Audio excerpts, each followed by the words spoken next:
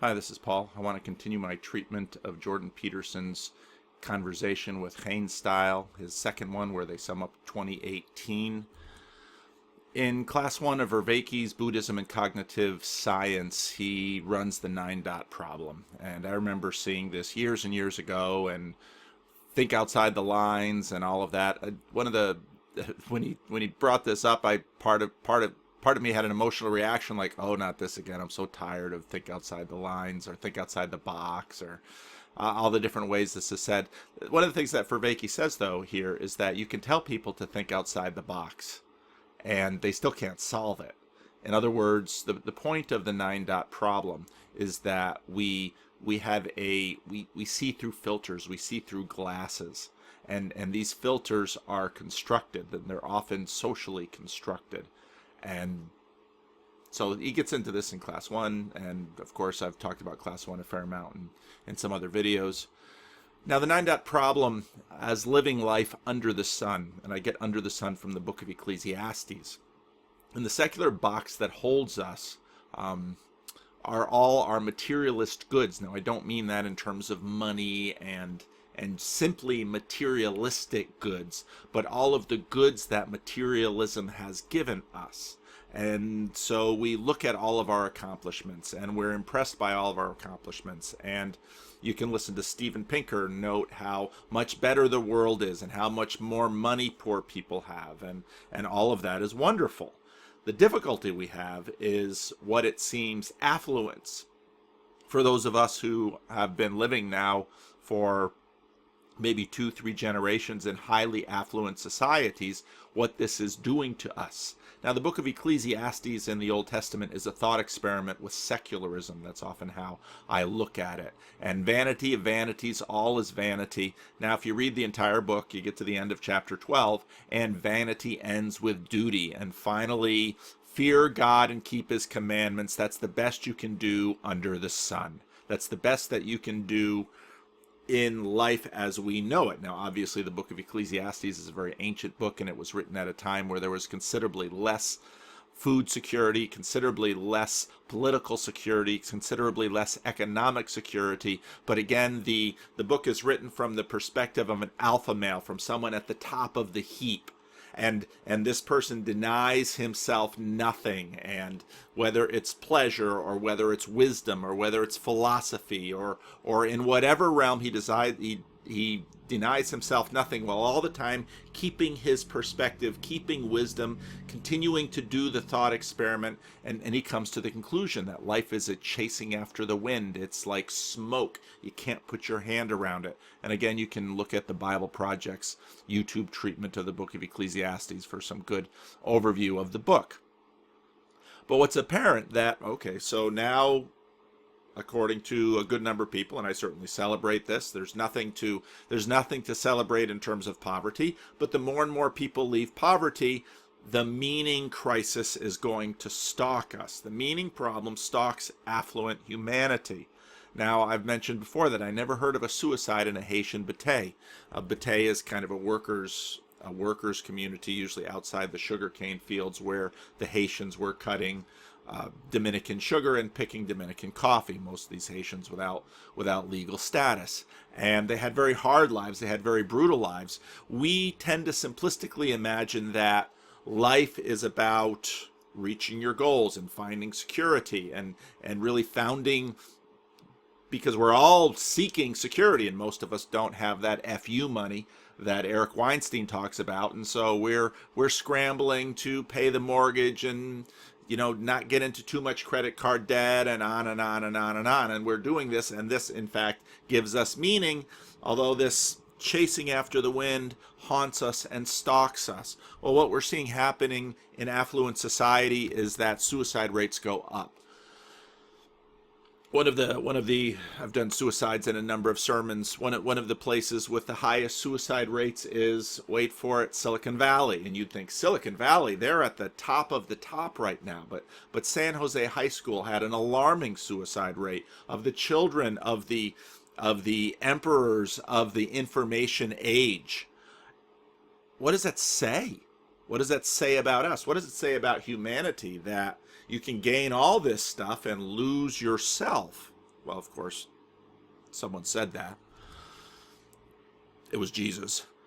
Politics become then your religion, and this is what we see happening in our society. And again, you'll hear David Brooks make the point on NewsHour. He says, politics should be a small part of life. This is actually a fairly conservative position. The life should not be politics. Politics should run. The government should, keep civil order, should keep the peace, should give a level playing field so that people can pursue. Well, what is the pursuit? Well, pursuit of happiness, according to the Declaration of Independence, pursuit of whatever it is you want to pursue. This is the foundation of American life. And so at what level should government be there? But even when I listen to people who are thinking that socialism is a wonderful idea, well, most of them wouldn't want the government telling them what job they would need to do, having their job assigned to them by the government. Most of them, Americans, are expressive individualists, and we want to express ourselves, and we find meaning in chasing our pursuits. The difficulty is that when politics becomes your religion, we try to create heaven on earth, and usually we pull up hell from the bottom, because there's something intrinsic between, well, if this group of people is going to get life exactly the way they want it, other groups of people who perhaps don't define goodness and well-being along with them, well, they're going to experience hell. That's why every time you try to create a utopia, you will often find pretty hellish things coming up with it. Now, the meaning crisis is a consequence of affluence.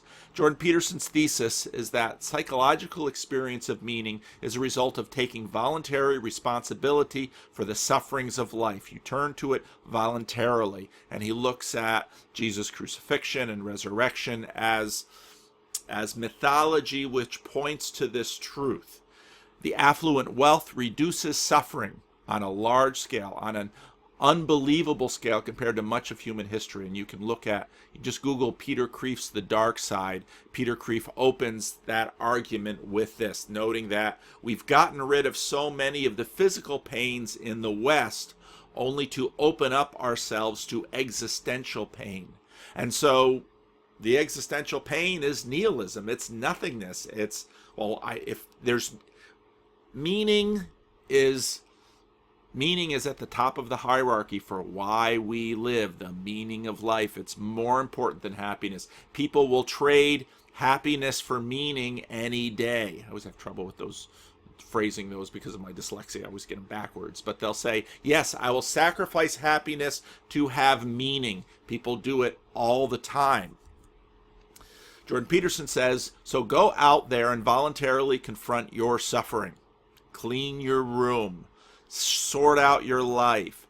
Get at it. And if you get at it, you will feel meaning again. And even though it's easy to live in your mother's basement covered with Cheetos dust, doing video games and porn, there's not a lot of meaning in it. You need to get up and get out and do something in the world. Now, this, again, the motivation for this is a feeling of happiness. And, usually around the time of Easter, the Sacramento Freedom from Religion organization puts up billboards that, to me, says it all. Because if you have to put a billboard up defending yourself, it sounds to me like a little bit of expressed insecurity.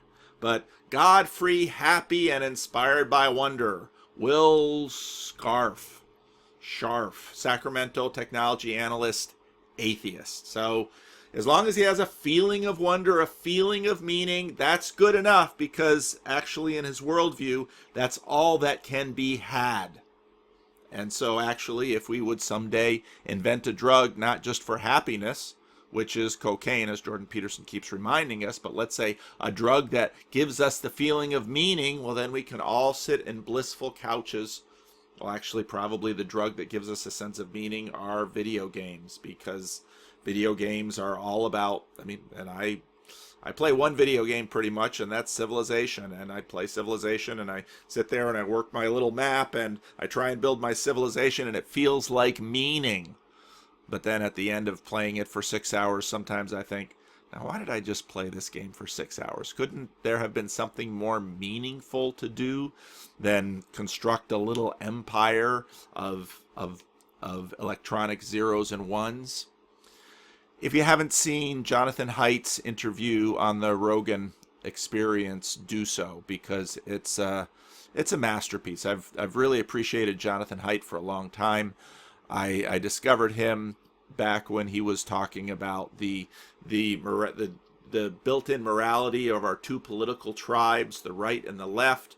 And I read his second book first, and then I read The Happiness Hypothesis, which I really enjoyed, and then now The Coddling of the American Mind, another terrific book.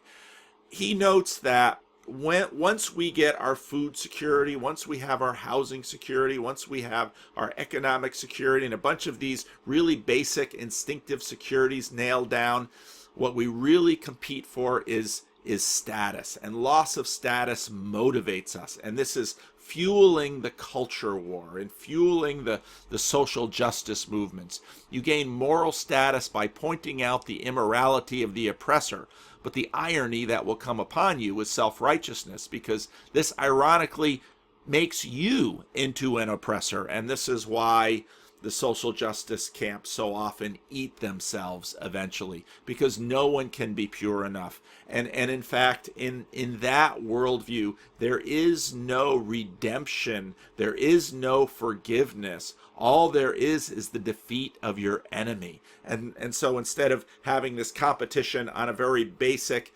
material level where we're competing for money or food or survival in terms of nation states, now we're competing for moral status. And, well, as in The Lord of the Rings, there can only be one at the top. And if it's got to be you, well, you're going to be the enemy of all. Now, all of this is going on, but it leaves us in many ways with what I call the dilemma of self-aware, moral, or motivated belief. Sam Harris talks about this in the conversations with Jordan Peterson, where in some ways Jordan Peterson is scoring points and saying, you know, it really benefits people to believe in God. It really benefits people to participate in religion. It really benefits people, and this isn't something that's been lost. A while ago, I mentioned Melanie Brewster's Skepticon 7 address, Why is Psychology Silent When It Comes to Atheism? And that's basically in it, she said, well, atheists can feel meaning and community and can enjoy the things of religion too, except they don't do it. And so she leaves with this sermon, with this a breathless admonition for atheists to form their own, what would only be an atheist church. Now, this has been tried and sustained. There are Sunday communions in various cities where people get together and sing the songs of Beatles, and Bart Campolo has been pursuing this, and a number of atheists have been pursuing this, but it never seems to scale like religion. Religion beats it hands down again and again and again and again. And especially if times turn bad, people get religious. People are very religious naturally, which Jonathan Haidt points out again and again. And so as much as Melanie Brewster and Sam Harris would like to admonish atheist people to act like religious people so they can receive the goods of religious people, self-aware, motivated belief simply doesn't work. If you decide you want to believe in God because believing in God will make you happy, if you don't really believe in God, it won't work. You have to really believe in God. Well, how do you really believe in God if you've been gripped by the ideology of the subtraction story? It's insufficient to simply know that a belief in God is good for you. You can't fool yourself about what you really believe. And this, in a sense, is where one side of Jordan Peterson's act as if is kind of the AA fake it till you make it. You need to act as if you believe if you want to begin to believe. You need to lean into beliefs. It's kind of a behaviorist approach. You need to go through the motions. This is why the lack of church attendance for Jordan Peterson, or lack of association with specific religious communities, I find deeply ironic, because it's actually all of that liturgy and worship and prayer and singing and devoting yourself to teaching and to study, that this is actually how the elephant is trained. This is actually how people come to believe. And we know this because we look at people who have been raised in it, and they so easily believe, so often compared to many others who were not raised in it. So this in fact can be formed in you. So if you want to believe in God, you're going to need to act as if God is real, and acting as if God is real is going to mean, to one degree or another, participating in all of the actions that for centuries, generations who have believed that God is real, act out their belief in a real God. Talking to this God, praying to this God, worshiping this God, singing this God, talking about this God, especially living in the midst of communities where people believe in this stuff. Because we as human beings really do believe in communities. I don't mean we just believe in communities. Our beliefs are formed by communities and maintained by communities. If you go and live with a group of people for long enough, and you are happy with those group of people and the relationships are good, you will bit by bit take on the beliefs of those other people. That is exactly how we are.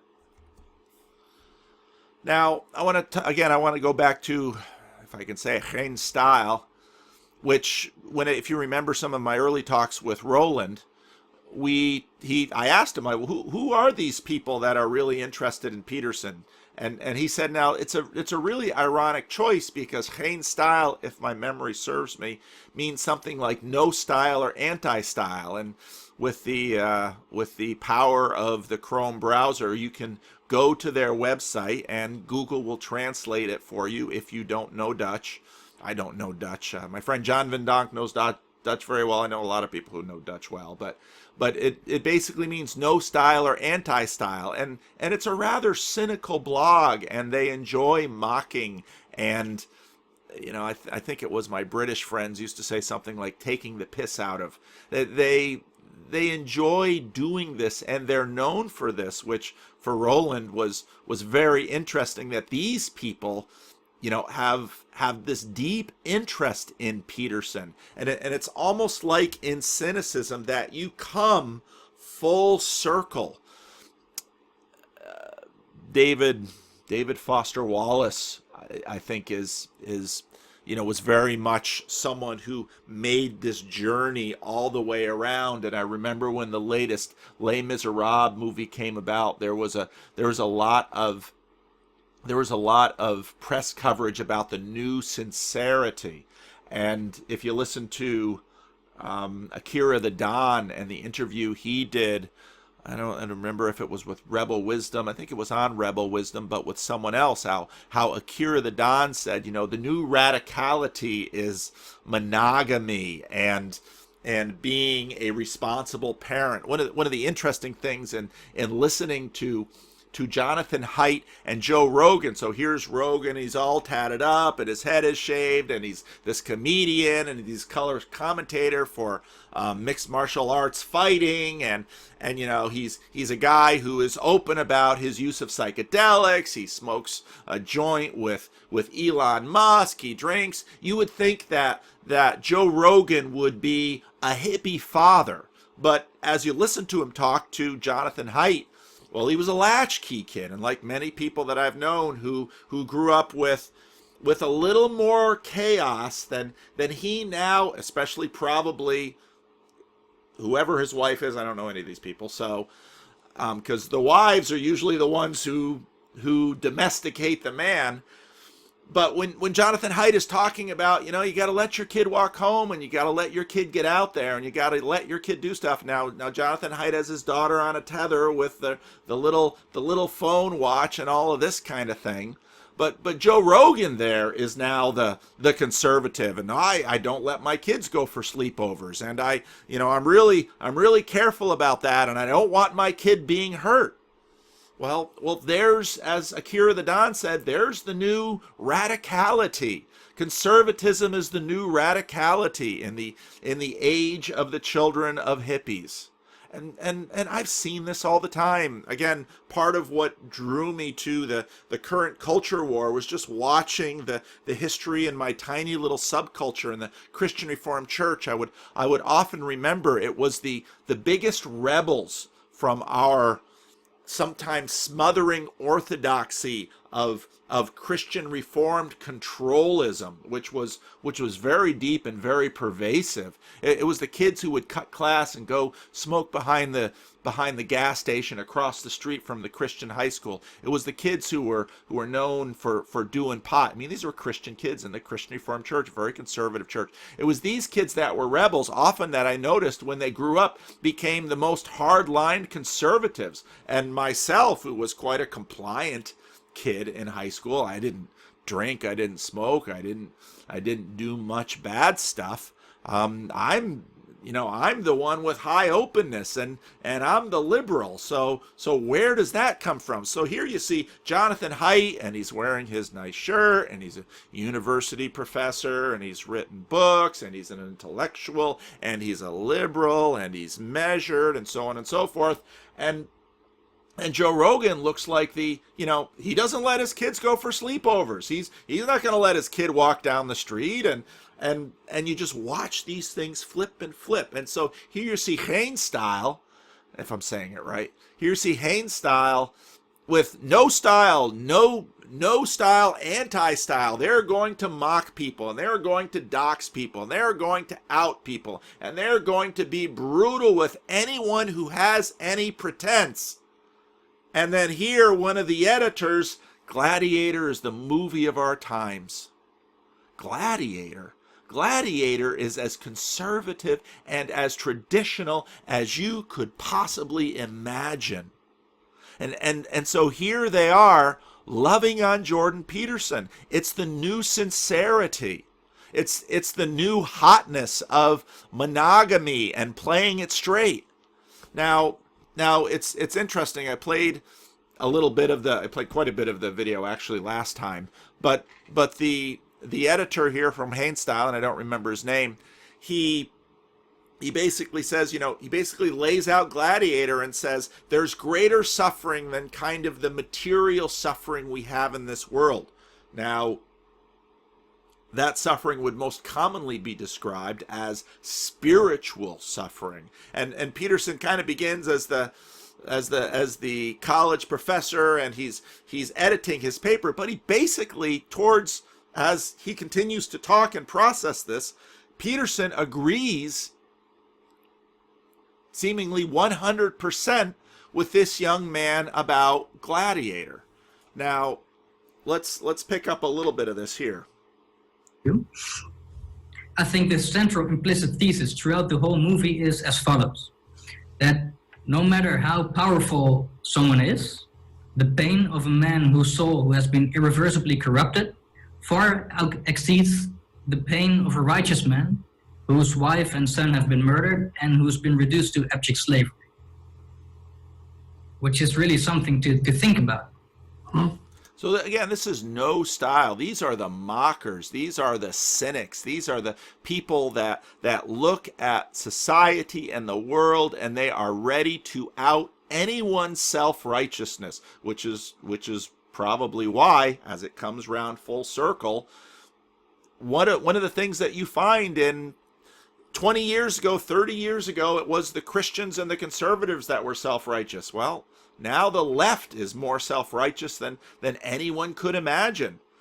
People used to say, I don't want to go to a sermon to hear someone preach. Well, now all of the preaching you get from politics, you can't escape it. And this is why Peter Boghossian and James Lindsay and Pluckrose, I think her name is, why the three of them in exposing this grievance culture, this is why it's so apt, because now you used to be able to avoid going to church by just not going to church. Now you can't avoid moralism that way anymore. It's full blown in the culture.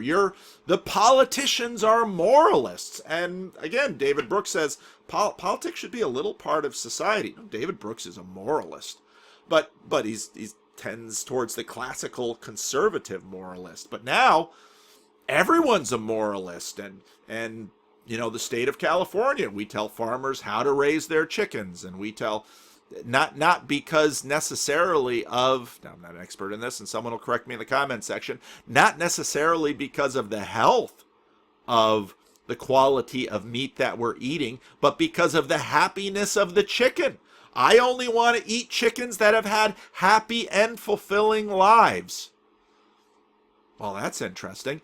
Happy cows come from California. That's because the state of California has in some ways taken it upon itself to be the steward of the happiness of cows. Now, again, I'm not against animal cruelty, and if you want to look for a real advocate against animal cruelty, look for C.S. Lewis. These are Christians for a long time have talked about these issues. So the issue isn't animal cruelty. The issue is this new morality and this new self-righteousness that, wow, I used to be able to avoid a sermon by not going to church. Now, just go to a political party. And it used to be the conservative, it used to be the Republicans. Now it's the Democrats. They're the preachiest of all. And so here Geenstijl is, and they're basically saying, we won't take anybody's self-righteousness. So then what are we looking for? We're looking for the genuine article. We're looking for the real deal. We're looking for a morality and a virtue that goes all the way down. Yeah, right. Yeah, well, okay, so the themes that you've been developing there. Well, okay, so the first thing we might also note, though, that you glossed over, maybe that's the right way of thinking. See, he's got all this ritual built into him about being a college professor and dealing with student papers, and as he's looking for words, those pathways are kicking in, and he's figuring it out, but he'll get there pretty quick.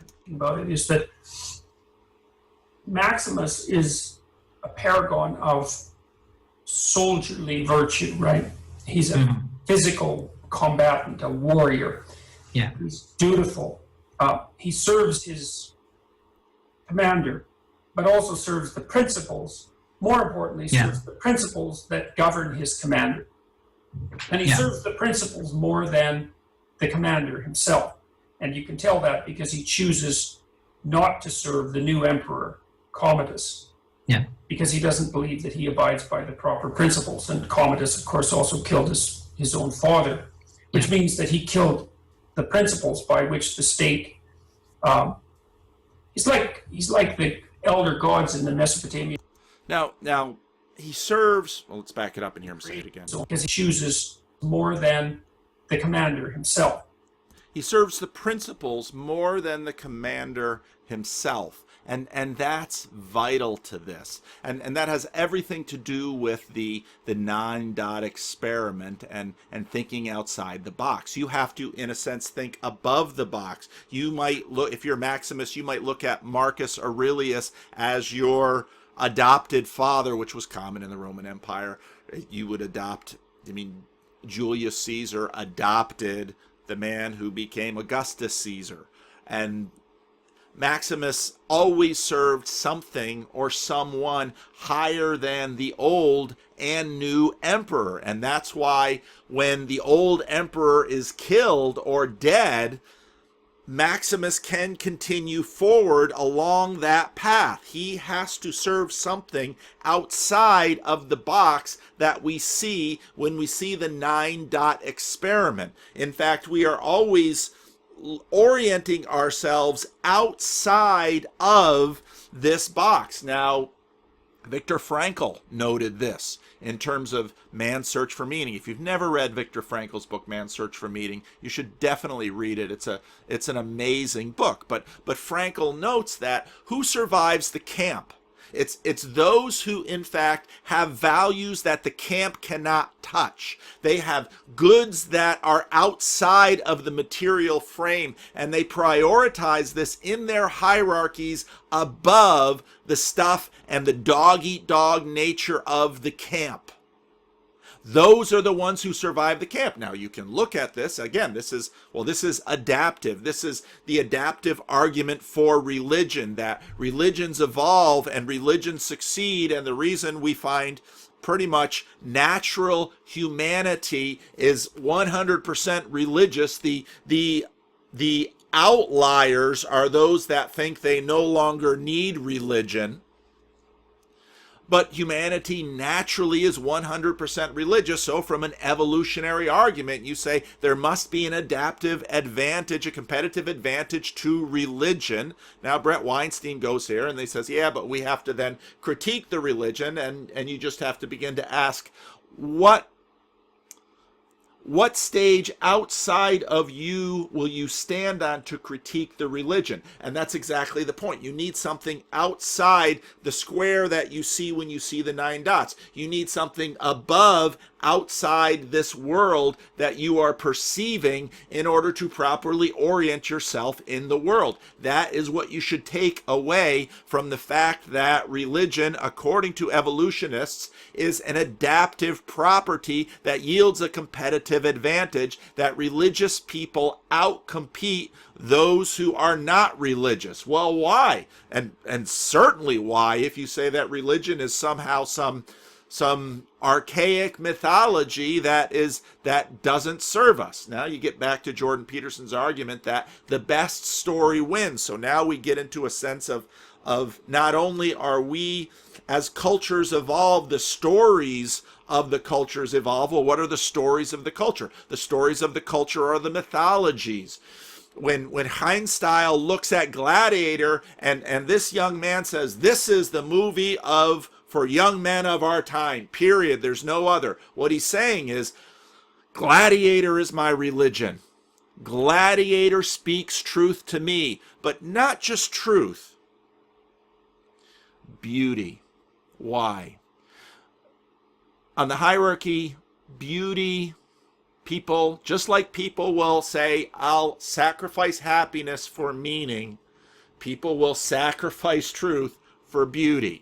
Well, why do I say that? Well, have you ever seen a friend fall in love with a beautiful girl who isn't necessarily quite as beautiful on the inside as she is on the outside? Have you ever seen a young woman fall in love with a bad boy who everyone around her knows that this is going to be trouble, but yet she does? Beauty is powerful. And so in a sense, what Geenstijl is saying here is that the beauty of Gladiator so captivates him that, I don't know if he's an atheist or not, I don't know of his personal beliefs, but I think this is what's happening in terms of Jordan Peterson harrowing the materialist hell of Sam Harris.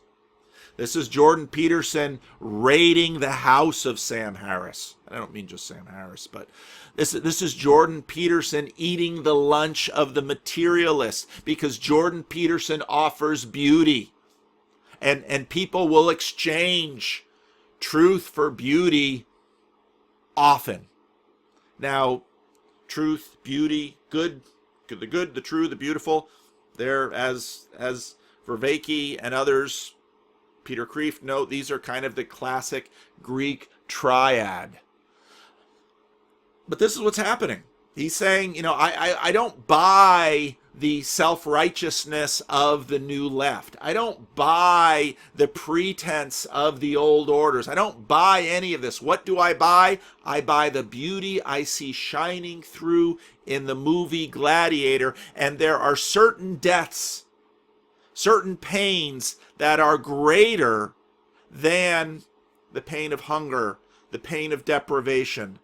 This is it. This is the exchange of beauty for truth, or the exchange of truth for beauty. This is the exchange of happiness for meaning.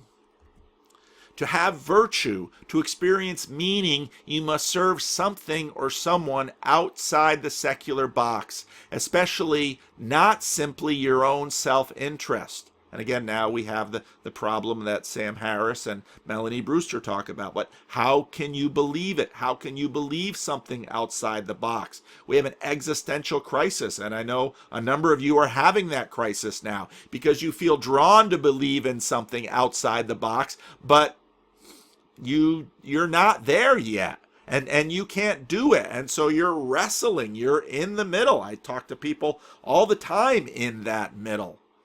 So to have virtue, to experience meaning, you must serve something or someone outside the secular box, especially not simply your own self-interest. You need to lay down your life for another. And that then is beautiful. That then is meaning. Jesus says that's true. That's good. No one has greater love than this, than to lay down their life for their friend. Might be that laying down your life for your child is biologically adaptive, but laying down your life for your enemy? Well, when we see that, now it's got our attention. No matter if you're Geenstijl, if you're cynical, or if you're hardened, or if you're a millennial and you've been exposed to the crass consumerism and marketing of this age, that everyone is out there to sell you something. You long for someone who will give themselves to you, that will say your well-being at my expense. You long for that love. Now, how does this work?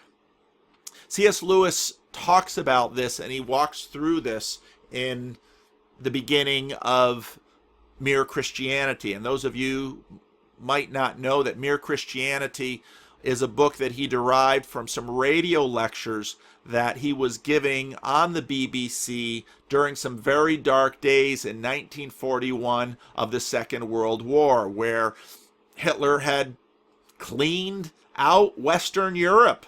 The French had surrendered, that the British had a shameful yet miraculous retreat at Dunkirk, and Hitler was trying to bomb London into submission. And actually, George Marsden, who I've mentioned before, has a wonderful book.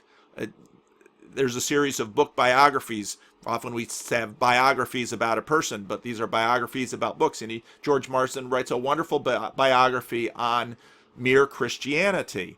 And most of the tapes, I think there's only like 1 or 2 recordings left of C.S. Lewis actually having given this. But these recordings in the darkest days of the London Blitz became this book, Mere Christianity, which has become probably C.S. Lewis's most popular, certainly his most popular apologetic book, probably his most popular book beyond the Chronicles of Narnia. And now the Google Doodles guy, I don't know who he is, but you can go to the Google Doodle, the C.S. Lewis Doodle channel, and he's got a lot of basically audio books of C.S. Lewis, of other readers reading C.S. Lewis, and he does these little diagrams. So let's listen to how C.S. Lewis begins the conversation, where in a sense C.S. Lewis is saying, well, here's the 9-dot experiment. You need to see beyond the box. You need to see that, in fact, moral law comes from outside of our box. So I'm just going to play the first one, but there's a whole bunch of them. And if this whets your interest, by all means, go to the C.S. Lewis Doodle site and watch more of them.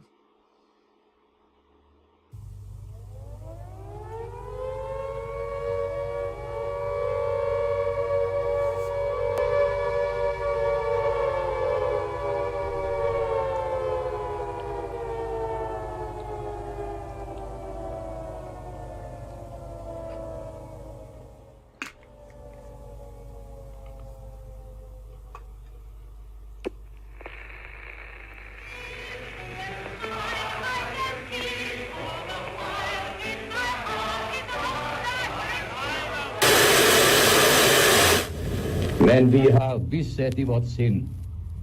Landet skal bli fritt igjen. Tonight, the BBC presents the first in a series of talks called Right and Wrong, A Clue to the Meaning of the Universe by C.S. Lewis. This talk is titled Common Decency. And now, Mr. Lewis. Good evening. Everyone has heard people quarrelling. Sometimes it sounds funny and sometimes it sounds merely unpleasant. But however it sounds, I believe we can learn something very important from listening to the kinds of things they say. They say things like this: "How'd you like it if anyone did the same to you?" "That's my seat. I was there first." "Leave him alone. He isn't doing you any harm." "Why should you shove in first?" "Give me a bit of your orange. I gave you a bit of mine." "Come on. You promised."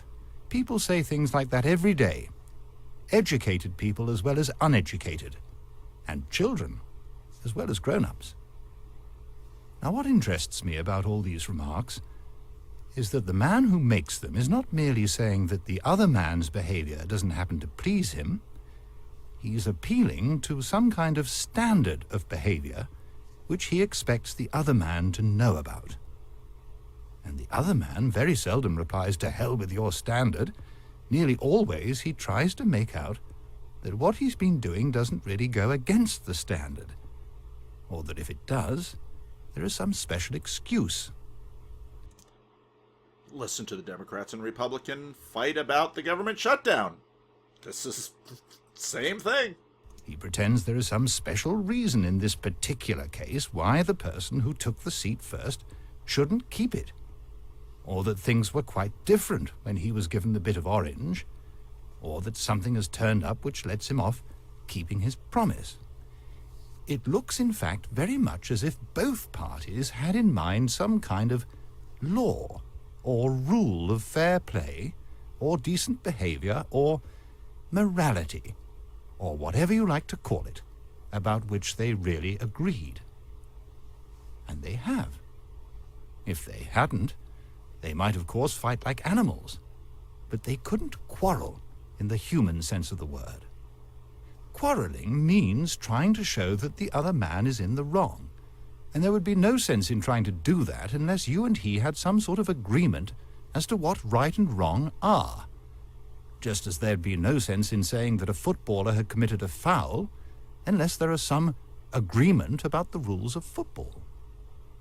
Now, this law or rule about right and wrong used to be called the law of nature.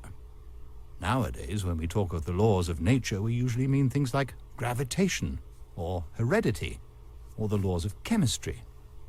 But when the older thinkers called the law of right and wrong the law of nature, they really meant the law of human nature. The idea was that just as falling stones are governed by the law of gravitation and chemicals by chemical laws, so the creature called man also had his law, with this great difference, that the stone couldn't choose whether it obeyed the law of gravitation or not, but a man could choose either to obey the law of human nature or to disobey it. They called it law of nature because they thought that everyone knew it by nature and didn't need to be taught it. They didn't mean, of course, that you mightn't find an odd individual here and there who didn't know it, just as you find a few people who are colorblind or have no ear for a tune. But taking the race as a whole, they thought that the human idea of decent behavior was obvious to everyone. And I believe they were right. If they were not, then all the things we say about the war are nonsense. What is the sense in saying the enemy is in the wrong, unless right is a real thing, which the Germans at bottom know as well as we do, and ought to practice? If they have no notion of what we mean by right, then though we might still have to fight them, we could no more blame them for that than for the color of their hair.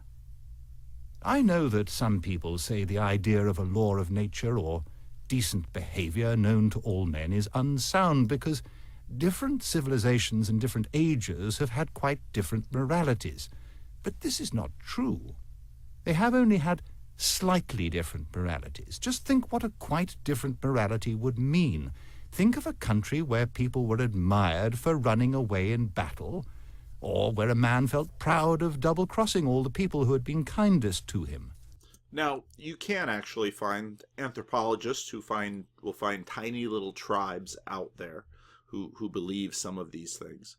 But part of what you should ask is, why are these tribes so tiny? And why haven't they taken over the world? You can begin with the question that was asked to Jared Diamond at the beginning of Guns, Germs, and Steel. Why do you people have so much kit?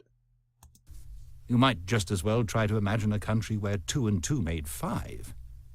Men have differed as regards what people you ought to be unselfish to, whether it was only your own family or your fellow countrymen, or everyone. But they have always agreed that you ought not to put yourself first. Selfishness has never been admired. Men have differed as to whether you should have 1 wife or 4, but they have always agreed that you must not simply have any woman you liked. But the most remarkable thing is this. Whenever you find a man who says he does not believe in a real right and wrong, you will find the same man going back on this a moment later. He may break his promise to you, but if you try breaking one to him, he will be complaining it's not fair before you can say Jack Robinson. A nation may say treaties don't matter, but then next minute they spoil their case by saying that the particular treaty they want to break was an unfair one. But if treaties don't matter, and if there is no such thing as right and wrong, in other words, if there is no law of nature, what is the difference between a fair treaty and an unfair one? Have they not let the cat out of the bag and shown that whatever they say, they really know the law of nature, just like anyone else? It seems, then, we are forced to believe in a real right and wrong.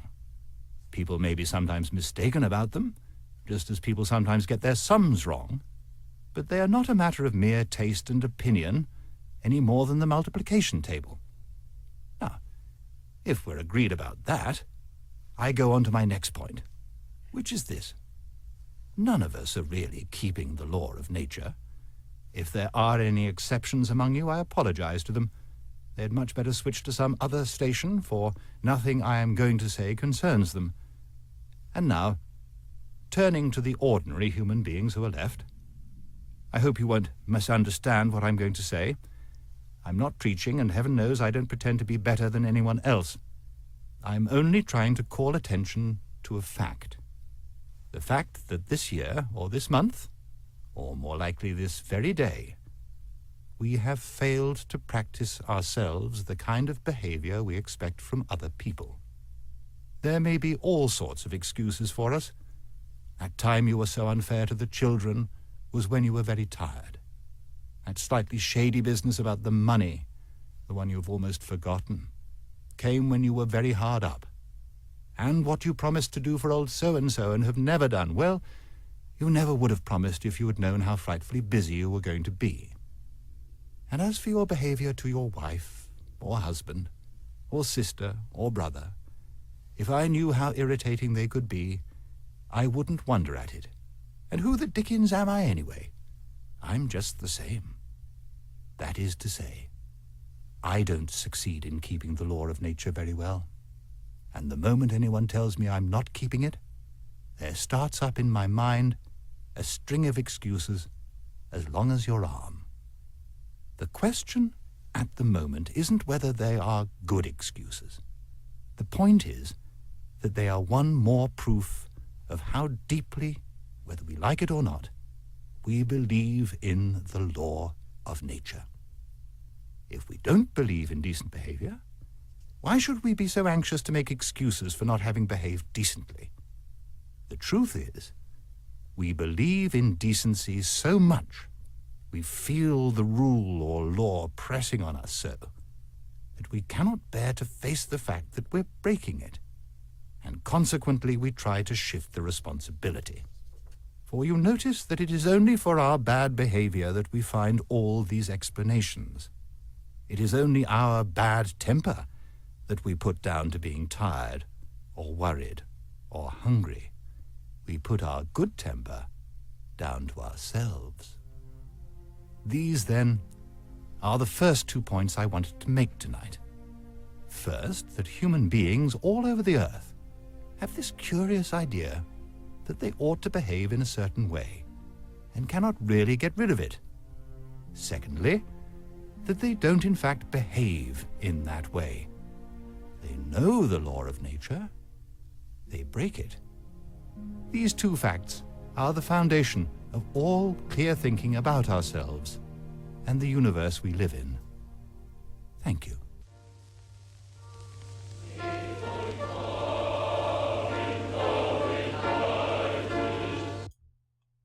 Let's take a look at some of the next one at least, too. Mere Christianity by C.S. Lewis. The reality of the moral law. I now go back to what I said at the end of the first talk, that there were 2 odd things about the human race. First, that they were haunted by the idea of a sort of behavior they ought to practice, what you might call fair play, or decency, or morality, or the law of nature. Second, that they did not, in fact, do so. Now, some of you may wonder why I call this odd. It may seem to you the most natural thing in the world. In particular, you may have thought I was rather hard on the human race. After all, you may say, what I call breaking the law of right and wrong, or of nature, only means that people are not perfect. And why on earth should I expect them to be? That would be a good answer if what I was trying to do was to fix the exact amount of blame which is due to us for not behaving as we expect others to behave. But that is not my job at all. I'm not concerned at present with blame. I'm trying to find out truth. And from that point of view, the very idea of something being imperfect, of its not being what it ought to be, has certain consequences. If you take a thing like a stone or a tree, it is what it is, and there seems no sense in saying it ought to have been otherwise. Of course, you may say a stone is the wrong shape if you want to use it for a rockery, or that a tree is a bad tree because it does not give you as much shade as you expected. But all you mean is that the stone or tree does not happen to be convenient for some purpose of your own. You are not, except as a joke, blaming them for that. You really know that given the weather and the soil, the tree could not have been any different. What we, from our point of view, call a bad tree is obeying the laws of its nature just as much as a good one. Now, have you noticed what follows? It follows that what we usually call the laws of nature, the way weather works on a tree, for example, may not really be laws in the strict sense, but only in a manner of speaking. When you say that falling stones always obey the law of gravitation, is not this much the same as saying that the law only means what stones always do? You do not really think that when a stone is let go, it suddenly remembers that it is under orders to fall to the ground. You only mean that, in fact, it does fall. In other words, you cannot be sure that there is anything over and above the facts themselves. Now, this gets into what I've talked about in past videos about how what we call the laws of nature are the patterns that we have seen so frequent and predictable that we say this is how govern works. But remember, this is what governs nature. But again, when we say governs nature, we're implying that this is above nature, that these laws have somehow colonized and are controlling the matter of the world, when that's not really what we have access to. What we've seen are patterns, and we've noted that these patterns are so predictable, we count on them. But that's an inferential leap that goes on in our minds. That is, in some senses, an act of faith, because we don't actually see the process by which these things are happening. We've just seen the pattern, and we've seen the pattern as being so reliable, we count on it. It's not much different from the child of the faithful parent who knows that mom picks her up after school every day, who is standing on the corner waiting for mom, maybe even in the rain, The child could have stayed in the classroom where it's dry and warm, but has gone out into the rain to stood on the corner. Why? Because mom has been so faithful and predictable in picking her up that she will go out there into the rain and get wet in order to be picked up. That is our condition of seeing these laws of physics or laws of nature. That's how we're doing it, okay? This is a faith we are exercising. Now, Peter Boghossian, I came across his name before all of this other stuff when he had his manual to make atheists, and he was basically using the argument that faith is something you don't have evidence for. Well, that's hardly the case for this young girl who goes out and stands in the rain to wait for her mother. Faith is the case that she has tremendous evidence for because of the reliability and seen predictability of her mother, even though the little girl cannot in any way sketch out all of the psychological or physical dynamics that go into her mother picking her up. And this is exactly the same thing for each of us when we walk on an airplane or go over a bridge or sit in a chair or go to a doctor's office, and all of these things. All of these things exercise faith, and faith is grown, it's formed as a result of what we've seen as predictable and what we've seen as trustworthy in other people. And so therefore we look at the world around us and we say rocks always fall because we've seen them fall every time, so we will trust that this rock falls. So if someone above us drops a rock, we move.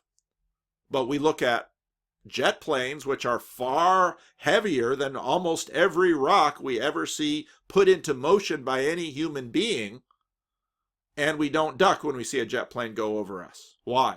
Well, we figured that out, haven't we? So these laws of nature, these are just patterns, but C.S. Lewis is about to make the point. But here's the ironic things about the laws of human nature.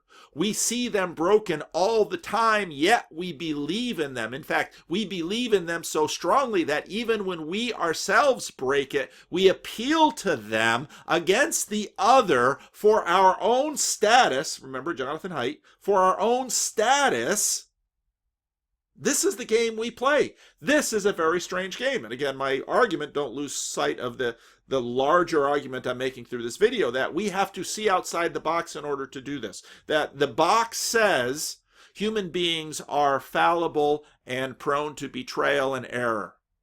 That should be the law of nature about human beings. Yet, we exclude ourselves from that. We look outside the box and we in fact say we must exclude ourselves from that. We must in fact believe in a law of human nature that we have never seen a single human being comply with. We've seen tastes of it. We've had elements of it. We've seen glimpses of it in good people, in our parents, in our loyal friends, in faithful people around us. We've gotten a whiff of it. We've heard suggestions of it. We've heard whispers of it, but yet we have never seen it. Yet we believe it to such a degree that even when we fail it, we appeal to it.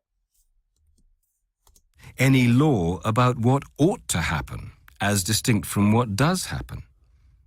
The laws of nature, as applied to stones or trees, may only mean what nature in fact does.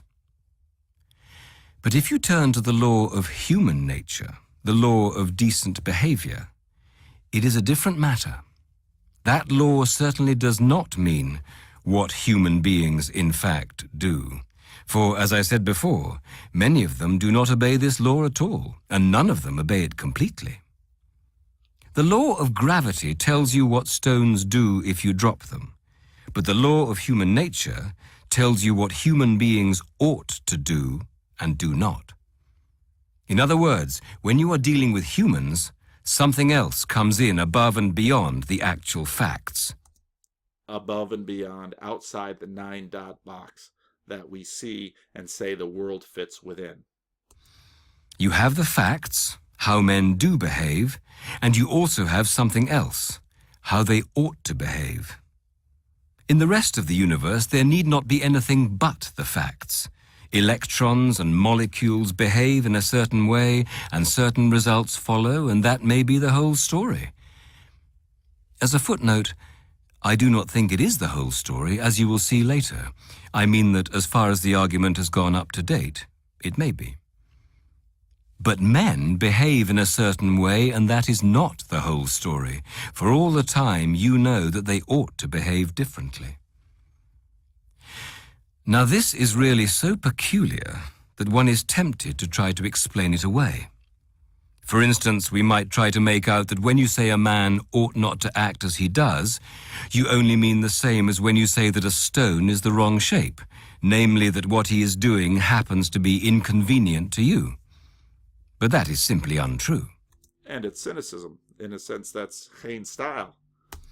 A man occupying the corner seat in the train because he got there first, and a man who slipped into it while my back was turned and removed my bag, are both equally inconvenient, but I blame the second man and do not blame the first. I am not angry, except perhaps for a moment before I come to my senses, with a man who trips me up by accident. I am angry with a man who tries to trip me up, even if he does not succeed. Yet the first has hurt me, and the second has not. Sometimes the behavior which I call bad is not inconvenient to me at all, but the very opposite. In war, each side may find a traitor on the other side very useful. But though they use him and pay him, they regard him as human vermin. So you cannot say that what we call decent behavior in others is simply the behavior that happens to be useful to us. And as for decent behavior in ourselves, I suppose it is pretty obvious that it does not mean the behavior that pays. It means things like being content with 30 shillings when you might have got £3, doing schoolwork honestly when it would be easy to cheat, leaving a girl alone when you would like to make love to her, staying in dangerous places when you could go somewhere safer, keeping promises you would rather not keep, and telling the truth, even when it makes you look a fool. Some people say that though decent conduct does not mean what pays each particular person at a particular moment, still it means what pays the human race as a whole, and that consequently there is no mystery about it. Human beings, after all, have some sense. They see that you cannot have any real safety or happiness except in a society where everyone plays fair, and it is because they see this that they try to behave decently. Now, of course, it is perfectly true that safety and happiness can only come from individuals, classes, and nations being honest and fair and kind to each other. It is one of the most important truths in the world. But as an explanation of why we feel as we do about right and wrong, it just misses the point. If we ask, why ought I to be unselfish? And you reply, because it is good for society, we may then ask, why should I care what's good for society except when it happens to pay me personally? And then you will have to say, because you ought to be unselfish, which simply brings us back to where we started. You are saying what is true, but you are not getting any further. If a man asked what was the point of playing football, it would not be much good saying, in order to score goals, for trying to score goals is the game itself, not the reason for the game. And you would really only be saying that football was football, which is true, but not worth saying. In the same way, if a man asks, what is the point of behaving decently, it is no good replying, in order to benefit society. For trying to benefit society, in other words, being unselfish, for society after all only means other people, is one of the things decent behavior consists in. All you are really saying is that decent behavior is decent behavior. You would have said just as much if you had stopped at the statement, men ought to be unselfish. And that is where I do stop. Men ought to be unselfish, ought to be fair. Not that men are unselfish, nor that they like being unselfish, but that they ought to be. The moral law, or law of human nature, is not simply a fact about human behavior in the same way as the law of gravitation is, or may be, simply a fact about how heavy objects behave. On the other hand, it is not a mere fancy, for we cannot get rid of the idea, and most of the things we say and think about men would be reduced to nonsense if we did. And it is not simply a statement about how we should like men to behave for our own convenience. For the behavior we call bad or unfair is not exactly the same as the behavior we find inconvenient, and may even be the opposite. Consequently, this rule of right and wrong, or law of human nature, or whatever you call it, must, somehow or other, be a real thing. A thing that is really there, not made up by ourselves. And yet it is not a fact in the ordinary sense, in the same way as our actual behavior is a fact. It begins to look as if we shall have to admit that there is more than one kind of reality, that in this particular case there is something above and beyond the ordinary facts of men's behavior, and yet quite definitely real. A real law, which none of us made, but which we find pressing on us.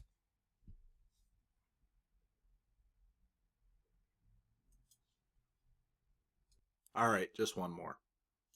Mere Christianity by C.S. Lewis.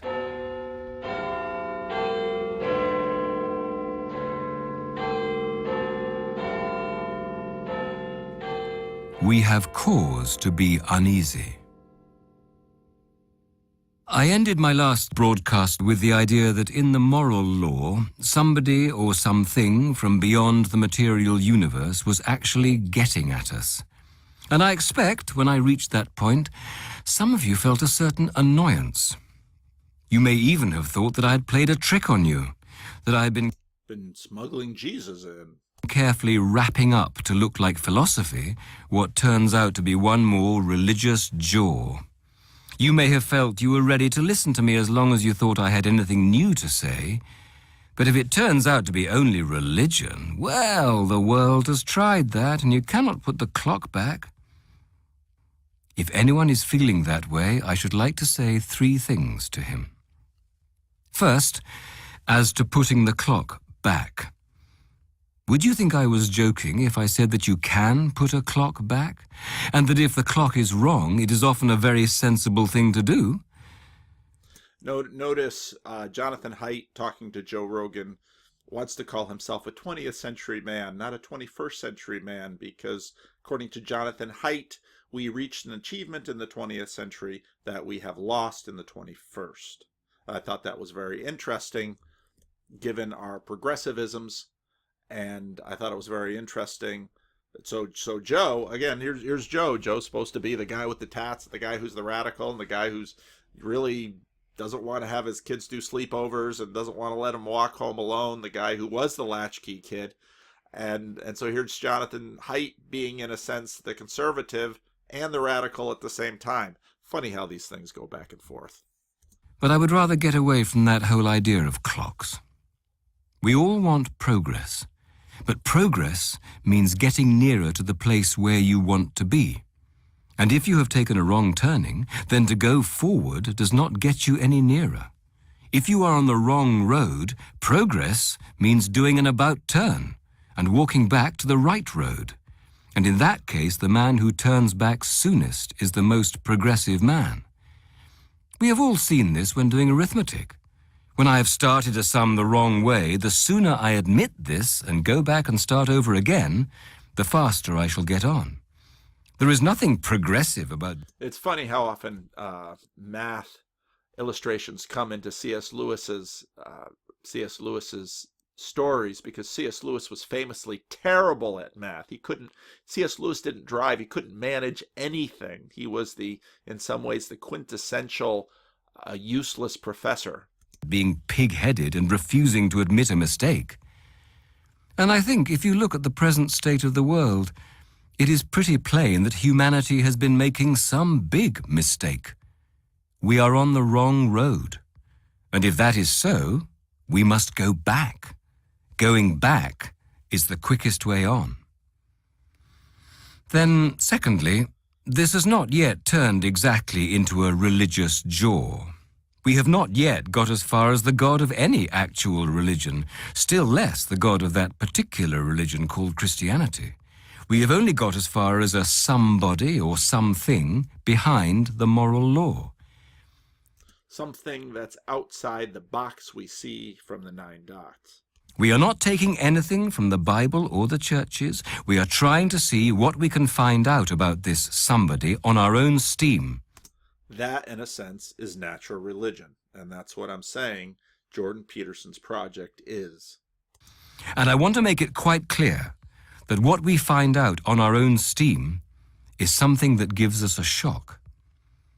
We have 2 bits of evidence about the somebody. One is the universe he has made. If we used that as our only clue, then I think we should have to conclude that he was a great artist, for the universe is a very beautiful place, but also that he is quite merciless and no friend to man, for the universe is a very dangerous and terrifying place. The other bit of evidence is that moral law which he has put into our minds. And this is a better bit of evidence than the other because it is inside information.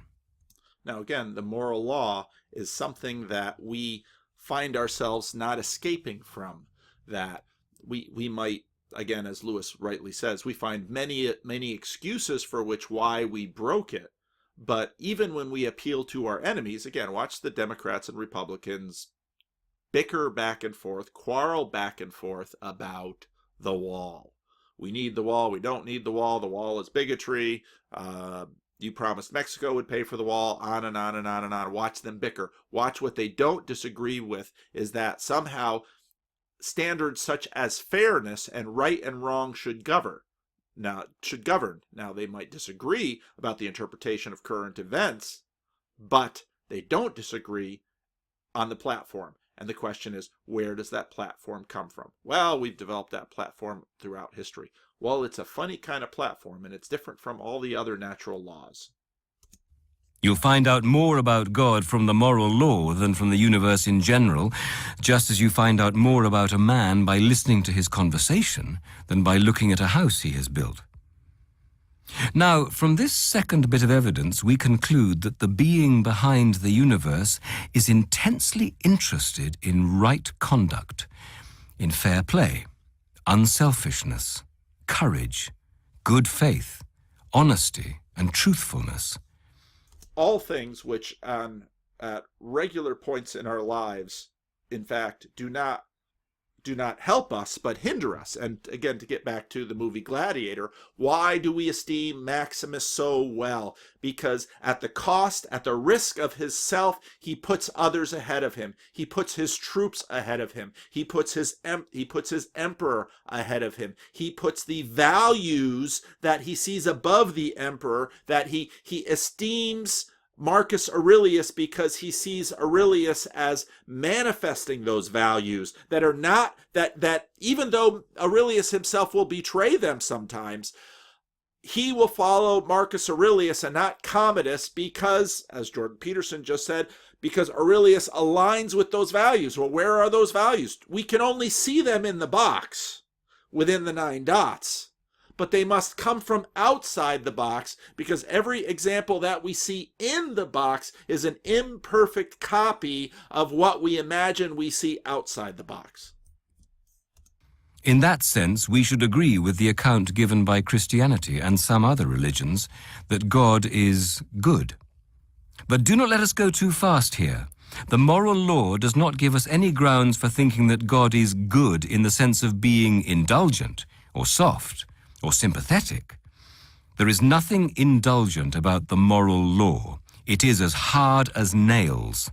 It tells you to... And this is part of why I find it so often so ironic when people laud justice. Again, a generation ago in Christianity, justice was what, by virtue of the sacrifice of Christ, we found mercy from. Now you can only imagine you can wield justice if you believe justice itself won't come back on you. Again, that's outside the 9-dot box. Well, Can justice come back on you? What would that be? What would the language game around that involve? To do the straight thing, and it does not seem to care how painful or dangerous or difficult it is to do.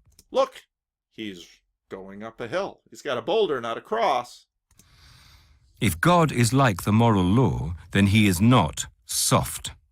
It is no use at this stage saying that what you mean by a good God is a God who can forgive. You're going too quickly. Only a person can forgive.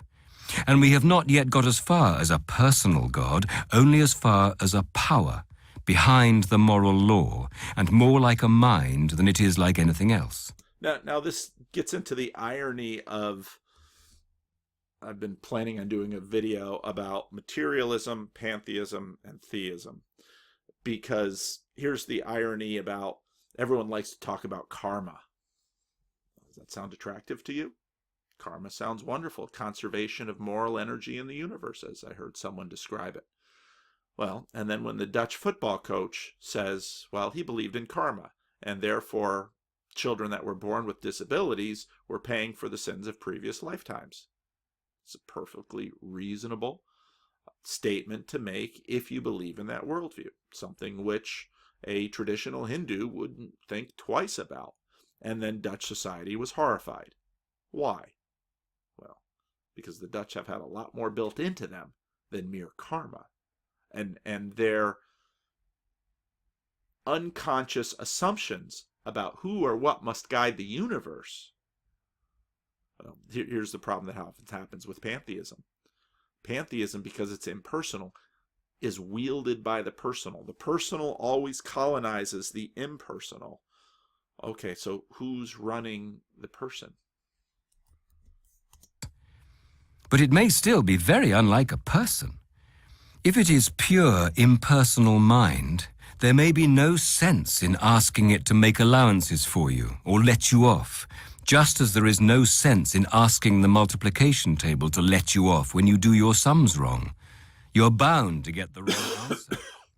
And it is no use either saying that if there is a God of that sort, an impersonal absolute goodness, then you do not like him and are not going to bother about him. For the trouble is that one part of you is on his side and really agrees with his disapproval of human greed and trickery and exploitation. You may want him to make an exception in your own case, to let you off this one time, but you know at bottom that unless the power behind the world really and unalterably detests that sort of behavior, then he cannot be good. On the other hand, we know that if there does exist an absolute goodness, it must hate most of what we do. That is the terrible fix we are in.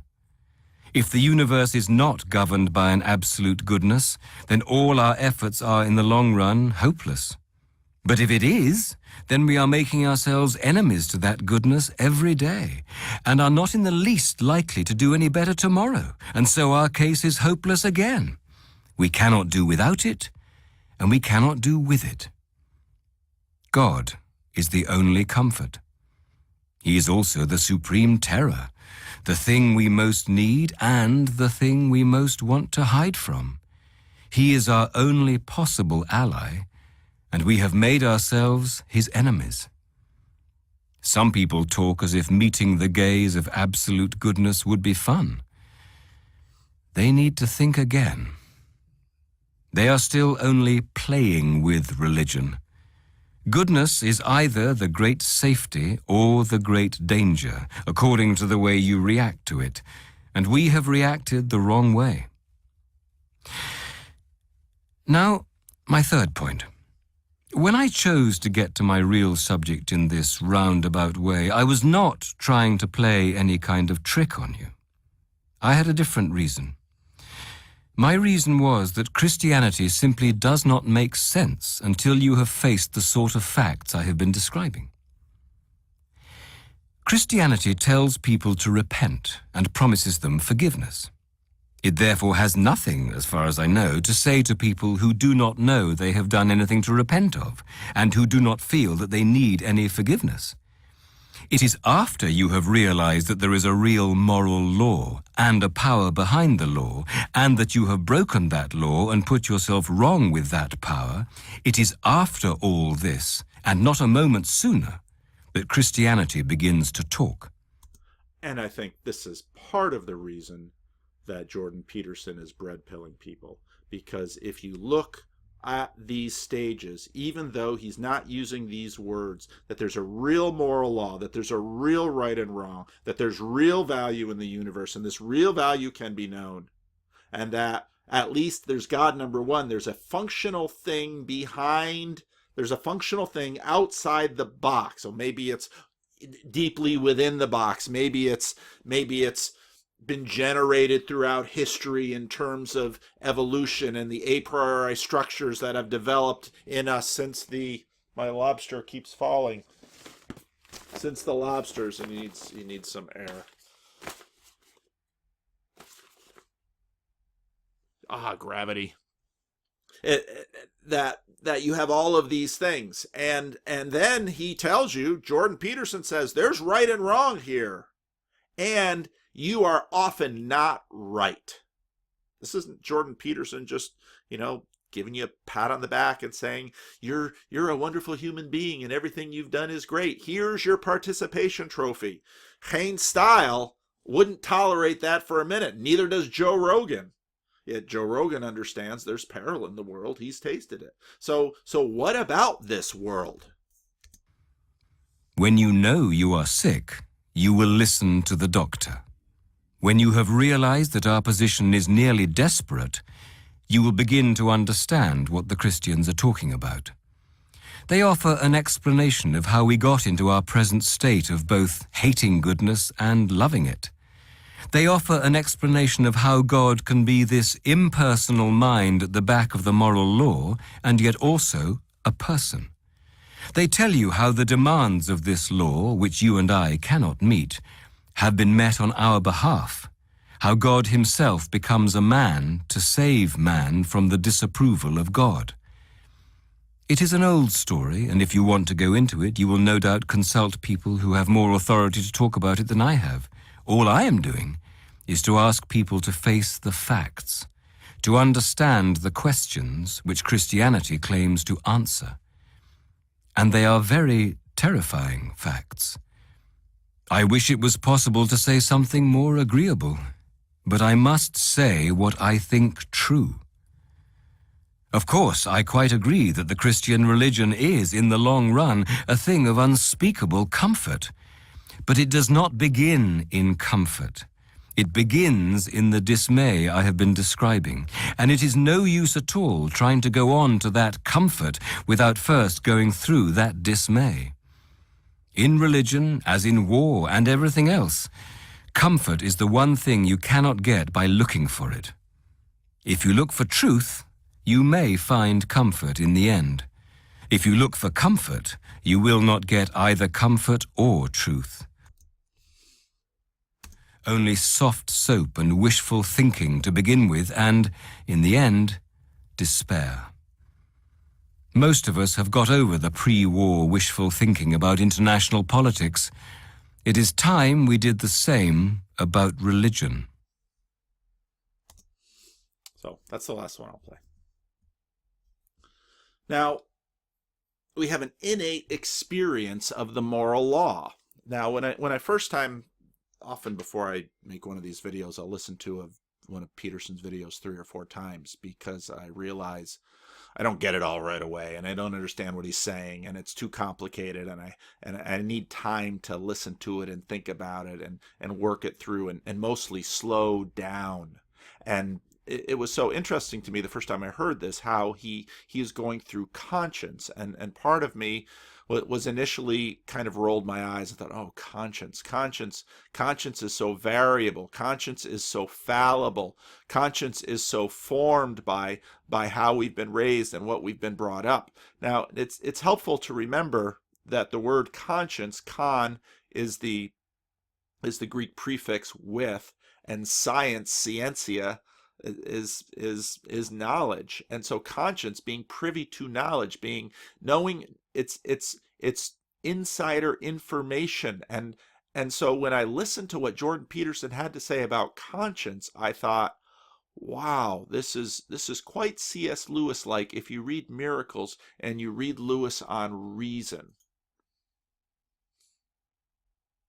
Yeah. So this is like a compressed version of the thesis. Who do you think suffers more in this story? Is it Commodus or Maximus? Because here you have the question, Commodus or Maximus? Because again, in the materialistic box, well, it's obvious who suffers. You win the lottery, you don't suffer. You're poor, you do suffer. So grab all you can, get what you can. And in fact, I saw, well, maybe I should pull it up. I won't play it. This is my blog, leadingchurch.com or paulvanderklay.me. And it's a link dump for me in many ways. I just throw stuff here that I find interesting. Not necessarily that I agree with, but this very interesting video. China is facing a moral crisis of epic proportions. We're going to talk about it in this video, even though it's raining like crazy out here. Sorry, you'll have to excuse me. I'm trying not to get all my camera gear wet. It's really coming down and my umbrella's tiny. Anyway, this is a serious topic that I need to talk about, and it's something that's really bothered me about China ever since I got here. And I'm going to tell you about the first time that I actually came across this whole idea of there being a huge problem with just the moral landscape in China. And that was within the first year. I'm not going to talk about like the sort of terrible way animals are treated and anything like that, because that's for another time. I'm just talking about like society and the way people treat each other. And the first time it really dawned on me was I was walking to work. It's the first year I was here. And I noticed a pickpocket, reaching into the pocket of a young lady in front of me with some medical tweezers to pull out her cell phone. He was already halfway done. So I started to shout in Chinese, thief, thief. And the guy was taken aback. It was as if he wasn't expecting anyone to say anything. And so he backed off and hit his tweezers and then just disappeared. The young lady was very appreciative. She said, thank you. She was very appreciative. She was like, thank you, thank you, thank you, in Chinese.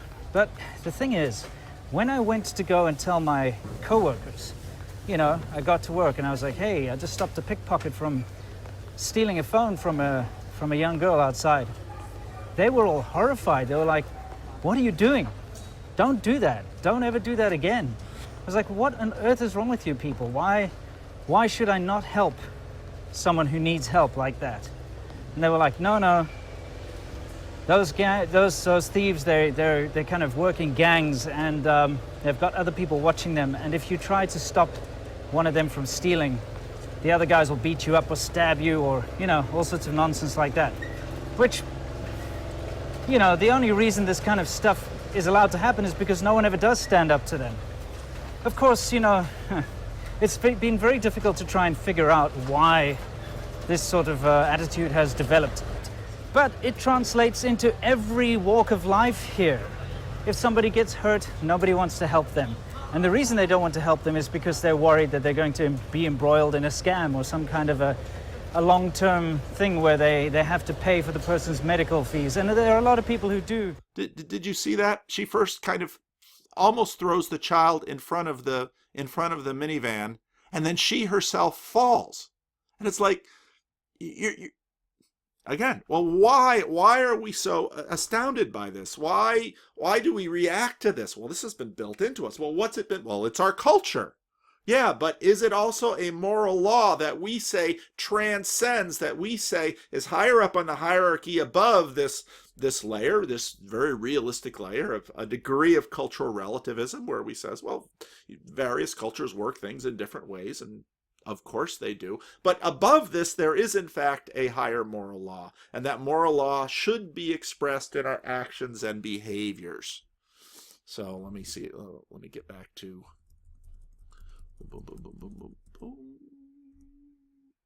Geenstijl. Okay. So suffers more in this story? Is it Commodus or Maximus? Well, it's the same question that Solzhenitsyn posed in the Gulag Archipelago to some degree. It's like, do you want to lose your life? What's worse, to put your life at risk, let's say, or to put everything you love at risk, or to lose your conscience. And this then is the question for China. What's worse? I'll get hurt if I say something. Well, you're a Westerner. You've got a conscience formed in you. That's pretty important. And Solzhenitsyn's conclusion was that there's no suffering greater than that which accompanies loss of conscience. That's hell. There's something very, very profound about that, because one of the things, I've just been writing about this, interestingly enough. It was the prophet Elijah who first seems to have, it's in the story of the prophet Elijah, as far as I can tell, where there's the first intimation that God might speak to human beings, not as the external force of natural power, storms, fire, wind, winter, earthquakes, all the overwhelming natural forces that human beings were subject to. Now remember, Peterson is, whether he calls it this or not, he's doing natural theology. He's trying to build this from the ground up. And so you're going to have a lot of these evolutionary arguments. That's going to be part of the package here for Peterson. And whether you like it or not, this is his project. Or maybe even not as internal forces that would more characterize some of the other polytheistic gods, like lust or rage or terror, but as the voice of conscience itself, which is described in 1 Kings, contains the story of Elijah, as the still small voice. That's the first time that phrase emerges. And so it's the idea that there's a psychological factor, conscience itself, that calls to you, that has a dialogue with you, even more importantly, because conscience doesn't tell you what to do. It hints at what you shouldn't do, right? And it whispers to you from outside the 9-dot box that you see. It isn't a deterministic force. It's not like when your conscience grips you, you're forced to act in a manner that's in accordance with your conscience. Because you often violate it. You can choose to violate it.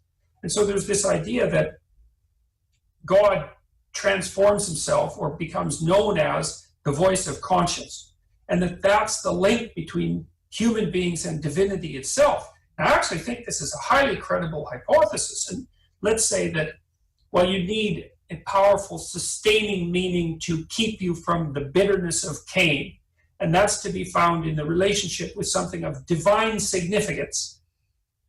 Well, maybe that's mediated through your conscience. And so I believe that. And this relationship is absent within Cain. So he has severed his relationship with consciousness, and that's why he's... No, not with consciousness, but with conscience. Conscience. Okay. Conscience. Right, with conscience. Yeah. Consciousness is a different word. Conscience with scientia. Well, that's right, because conscience is, imagine that conscience is the manifestation of the instinct for good and evil. Yeah. It's what, now, so we can take the argument apart a little bit. A lot of what makes people bitter is that they feel that there is wrong in the world. It might be a large scale. Society is unfair. The natural world is a catastrophe. Human beings are intrinsically malevolent. The structure of being itself is wrong in some moral sense. Okay. Now, if you go back to the man talking about China, it's very interesting, because what he will go on to say is communists did this. Communism did this. And in fact, China is post-communist, which means they not only got to accept this, the world is within the 9 dots, but what's the ramifications of that? Well, another video I wanted to do was Peter Rollins and Zizek commenting on Peterson that a number of people sent to me. And I started working on that, but I haven't done it yet because this video came up, and this video grabbed me a little bit more than that video. But my skepticism about communism and about a lot of these strategies is that people are not that good. People are just not that good. Well, I am going to sacrifice my welfare for others because of what? Because of pride, because of the esteem of your peers. Well, that'll take you a little while, but it'll also turn you into a hypocrite, and you're only going to do the good things for the purpose of being seen by others. Jesus addresses this in the Sermon on the Mount directly. Don't do your good things so that others will see you and reward you. Then you've got your reward. That your reward is the approval of others. Congratulations, there it is. Do your goodness in secret so that your heavenly Father, who sees what is done in secret, will reward you. Do not practice your righteousness before others. Jesus addresses this in the 1st century. Let's get back to Peterson and conscience. Okay, but that's interesting because they wouldn't be bothered by that if they didn't have some sense of morality itself. Of morality itself. If they didn't have sense. So conscience is this sense of, this is speaking to you of from another place, of another world, from another reality. This is coming to you from outside the 9-dot box. And you're hearing it in conscience. Innate experience of moral law we call conscience. There's no suffering greater than to violate your conscience. Now, what that means is hell is a violation of a command whispered to us from a world we've never known. I'm going to say that again. Hell is a violation of a command whispered to us from a world we've never known. Now, let's get back to Gladiator. If you take a look at the movie, what is the opening scene in the movie? I mean, pretty early on, they have this really dramatic scene of the Romans fighting the barbarians, and here we get to see Maximus being the hero, being selfless, being beloved, devoted to his emperor, being loved by his men, being excellent in battle, willing to sacrifice everything while Commodus will hide in his tent. This is Saul and David. I mean, it's archetypal in that it's a pattern that we recognize. But the opening scene of the movie is, well, there's this hand going through a wheat field. This is the Garden of Eden. This is the primordial shalom. This is paradise lost. We see Maximus and we think duty. Remember Ecclesiastes. Ecclesiastes says, I've looked at everything under the sun, everything within the secular box. The best we can do is hear God's command and obey his laws. That's the best you can do.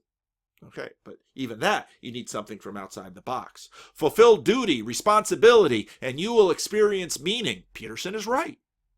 But there is another side to this, a deeper longing for beauty, for wellness, for shalom, for a home we've never seen, for a place we've never heard of. Because just like the two boxes in the laws of nature, we get these laws of physics because we see the repetition. And the little girl goes out into the rain and waits for her mother because she trusts in her mother, because she's known her mother.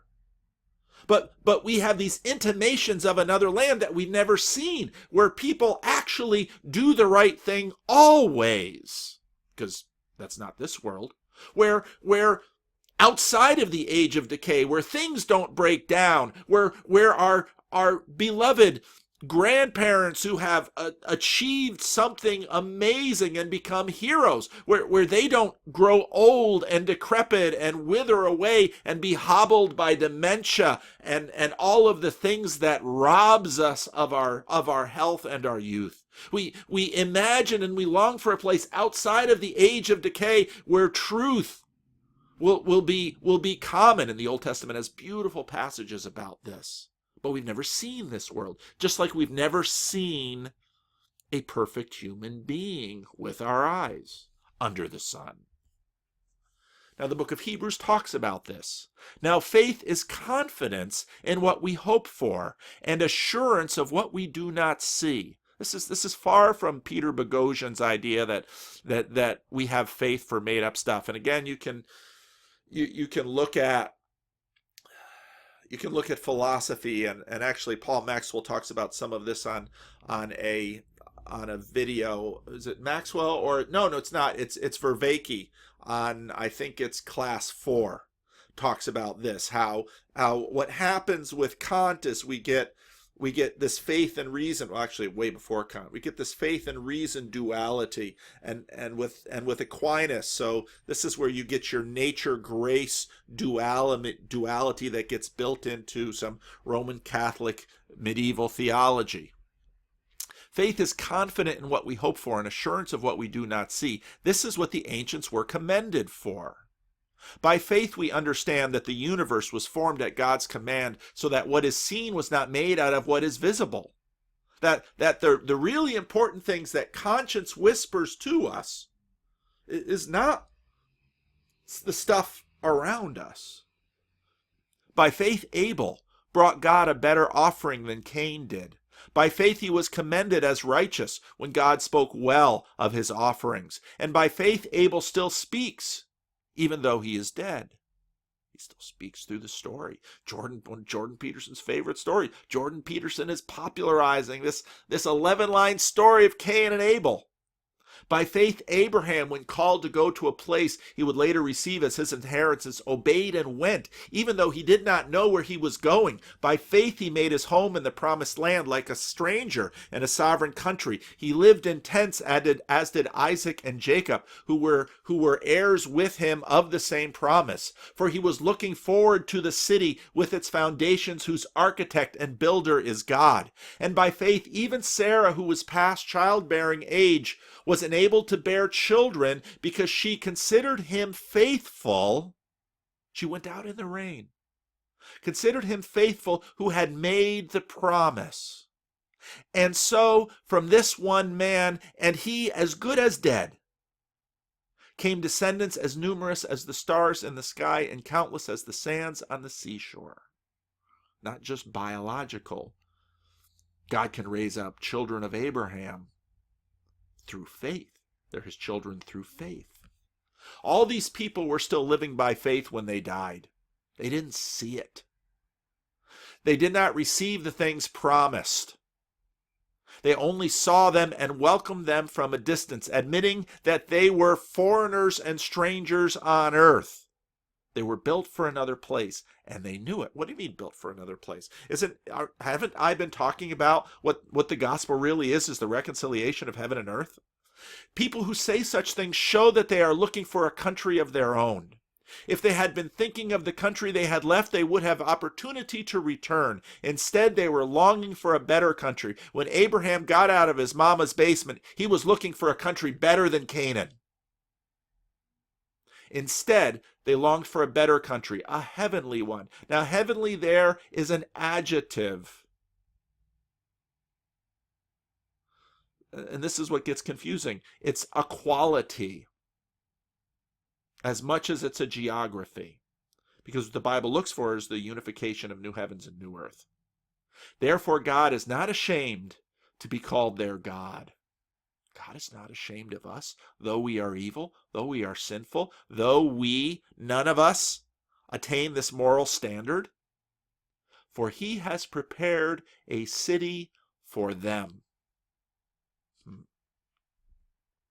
Now, I want to pick up and bring someone else into the conversation. I've mentioned before Peter Kreeft, because the moral law gives us a sense that there's whispers from another world, but like I'm arguing with what the young man from Geenstijl is looking for and being drawn to is not just because morality often incites within us a beauty of pride, that I can be moral. And this is what drives the SJW movement, that I am more moral than you, that I am more woke than you, that I am more, that I have gotten in touch with my privilege more than you.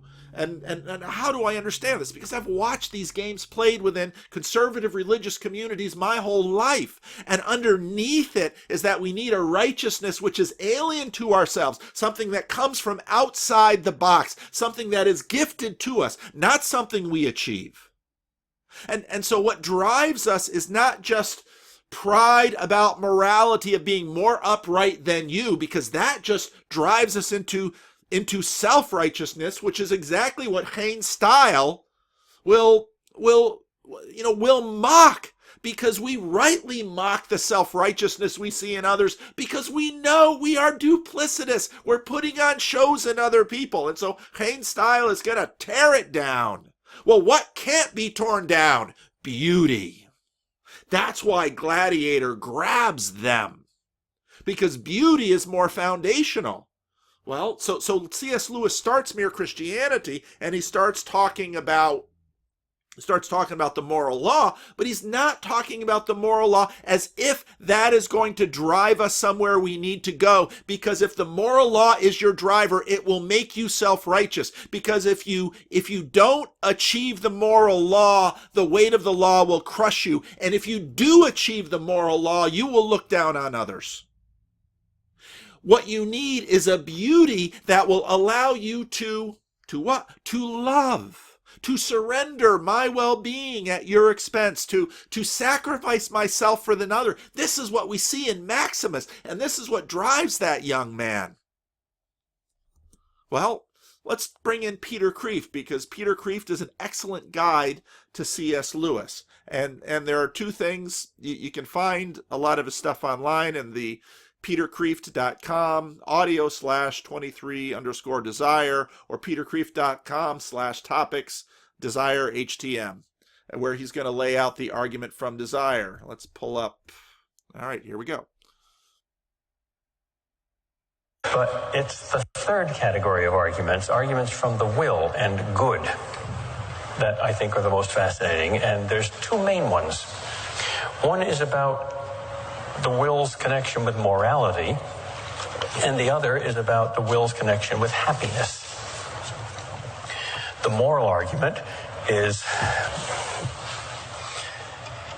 that there is this thing called moral experience or obligation or conscience.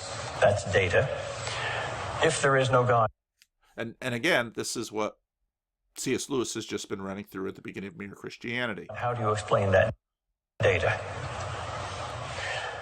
And this is, I think, what Peterson is intimating when he's talking about conscience here in this video. Of that are the old-fashioned version, which starts with proving the existence of a real objective moral law, as C.S. Lewis starts Mere Christianity, and then saying there must be a lawgiver behind the law. The modern version, which is more effective with people that don't believe in an objective morality, is Newman's argument from conscience. Nobody admires somebody who violates their own conscience, who's deliberately dishonest and hypocritical. Why? Why does conscience have absolute authority unless it's the prophet of an absolute God? And this is why we have no respect for Commodus. Those are the two main forms, I think, of the moral argument. The argument from desire is the other kind of argument from the will and its desire for goodness, namely a psychological argument. And the end here is not so much morality as happiness. Those two things, by the way, have been pretty clearly and sharply distinguished in modern thought and not in ancient thought. And I'm not too sure that this is a useful distinction. Rather like Descartes' distinction between spirit and matter, it's a valid distinction, but the temptation is almost unovercomable to commit the fallacy of misplaced concreteness, to take these two abstractions and to think that they are two separate things. I think Kant played into that. And so did utilitarianism. Utilitarianism talks only about happiness and ignores duty. Kant talks only about duty and ignores happiness. I think both are unhealthy. Now what Kreeft is advocating for is more of a pre-modern approach, a pre-modern meaning to happiness that is deeper than just defining happiness. Let's use the word felicity, which I think in English is a bit deeper than happiness. Happiness is, oh, I feel happy. Jordan Peterson's stock, cocaine will make you happy. It'll, flood your brain with these chemicals, and you feel enormously happy, and you'll never again feel quite that happy. It is more than just an experience. It is pre-modern, so it is more, I would say, felicity. And often, if we use these other words, we get resonances from past eras more than we have access to commonly today. Utilitarianism is much more unhealthy than Kant. The argument from desire is about our search for happiness. The one thing that everybody agrees on is that they want to be happy. Even a suicide wants to be happy. If he was happy, he wouldn't commit suicide. Now, the best version of the argument from desire I've ever seen is C.S. Lewis's. If Lewis goes down in history as a contributor to philosophical apologetics, this will be his main claim to fame. There are passages in other writers, notably Augustine, that may be profounder and more moving, but there is nobody who has specialized in this argument more, and has said more about it, and has used it more effectively that I know of than Lewis. The argument is very simple. It has two premises and one conclusion. The major premise, the universal principle, is every single human desire corresponds to some objective reality that can satisfy the desire. If there is hunger, there is food. If there is thirst, there is drink. If there is loneliness, there is society. If there is sexual desire, there is sex. If there is curiosity, there is knowledge. If there is the love of beauty, there is beauty. To specify a little more exactly, however, not all human desires correspond to real objects, only innate and natural human desires. There is a desire on the part of many little boys to fly through the sky like Superman. There is no Superman.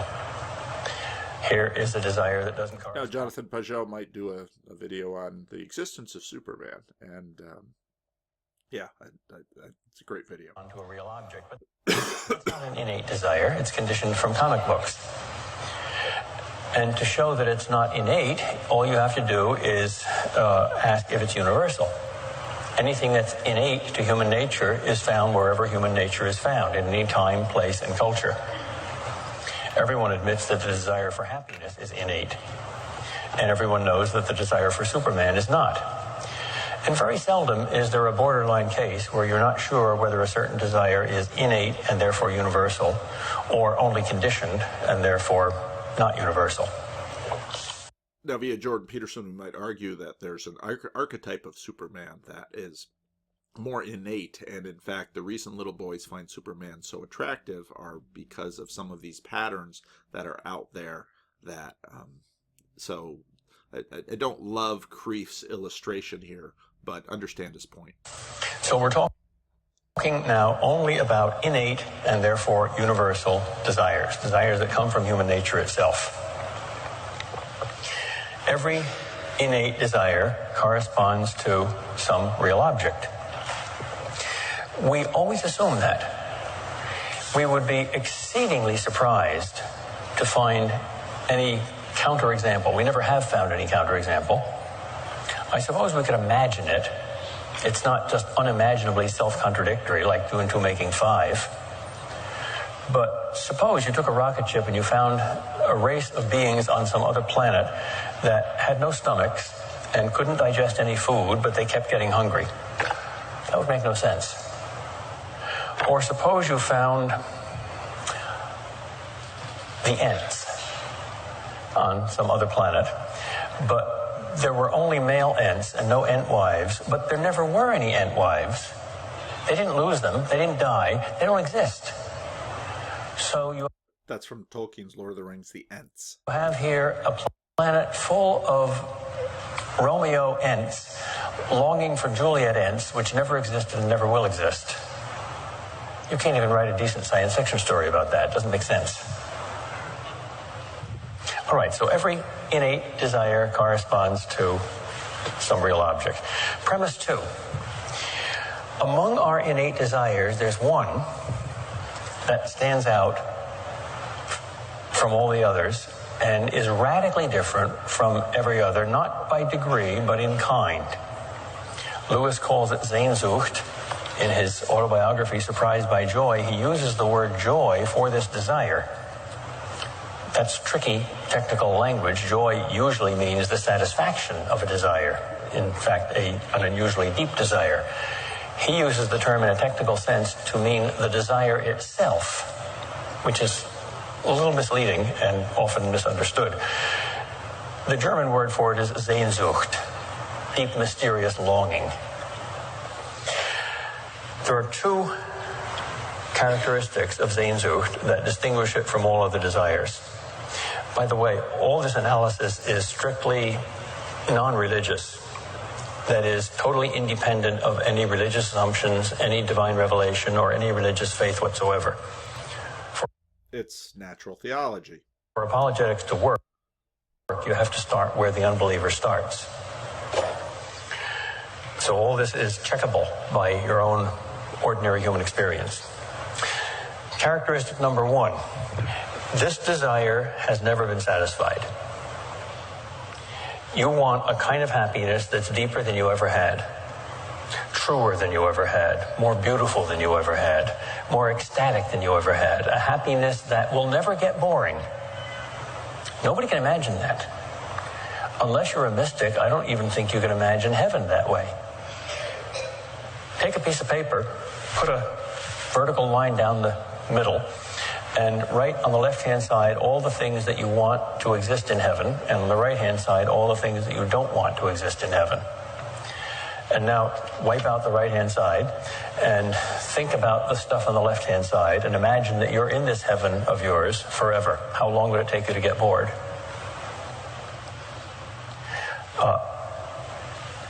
It's very strange that we don't know what it is that we want. Well, then why do we think there is anything that we want? Because we want it. Why do we think we want it? Because we're unhappy.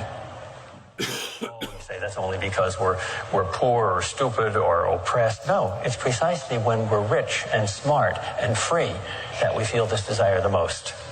It's precisely those peak experiences, those highest moments in your life, that you feel most clearly and poignantly the desire for something more. This lover's quarrel with the world. This happens not among the poor, but among the rich. Not among the uneducated, but among the educated. Not among the insensitive, but among the sensitive.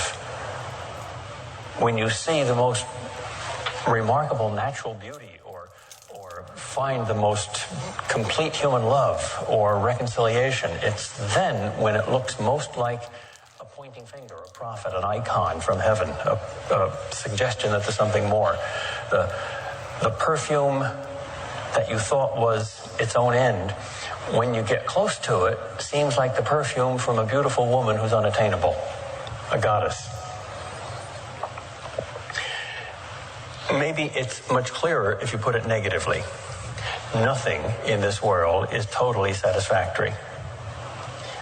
We are discontent the more self-aware we are. And this is why, to go back to the beginning of this video, this is the affluent person's disorder. Pigs are content. Insofar as we transcend pigs, we are discontent. So the greatest of us, who appreciate the great things in this world the most, are the most discontent. Why? If we had it all, why are we discontent? Well, we don't know. This is the book of Ecclesiastes. We want something that we can't define and we can't attain. And we can't even imagine attaining in this life. That's very strange. Second characteristic. When we feel this deep longing, it is painful. In fact, in some sense, more painful than anything else, yet it is pleasurable. And you have this when you get into Lord of the Rings and the Fellowship of the Rings encounters Galadriel. Galadriel's beauty and the beauty of Lothlorien smites them. And it's terrifying, and it's enthralling, and it's all of that together. And we often think of these little categories. And well, how can beauty both be terrifying and addictive? Well, this is what the power of beauty. In fact, we often prefer the pleasure of this pain to any other pleasure. This hunger is better than any other satisfaction. You see this pretty clearly in the Romantic poets, especially Wordsworth. He's maybe fooling himself about it, but he does express very poignantly this longing for his lost youth of soul. Oh, to feel as I did then. The great longings appeared in me like beautiful waves on a stormy sea, and now everything is calm and dull. So this longing itself, like a prophet, seems to have come from a higher realm and is more desirable than any other satisfaction. So if you don't have it for a long time, you want it, and then you desire the desire. The conclusion, if you put these two premises together, is that that which corresponds to this desire, that which eye has not seen, ear has not heard, nor has it entered into the heart of man, yet is desired by the heart of man, must exist. And that's a negative definition of God. That which transcends anything imaginable or conceivable in the realm of goodness. That which could satisfy the demands and desires for joy, deep happiness, without boredom, without imperfection, forever. Augustine says, nothing can satisfy one who would not be satisfied by God. Well, that's hell. Hell is one who cannot be satisfied by God. He simply doesn't have the taste for it.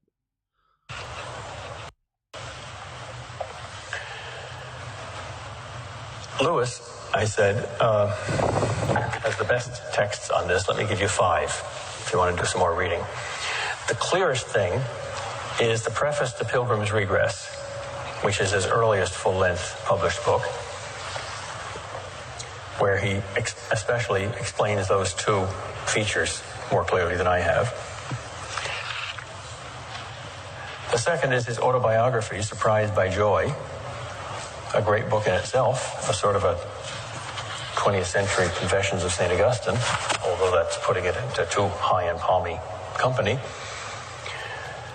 I said there were 5, I've got 6. The third one is the heaven chapter in the problem of pain, which is the best 6 pages about heaven that I have ever heard from anybody who hasn't had a mystical experience. The best philosopher or theologian I know in the world to talk about heaven, with the possible exception of some passages in Augustine. But I plead with you to read at least 3 or 4 times that chapter on heaven. The fourth is the sermon, The Weight of Glory,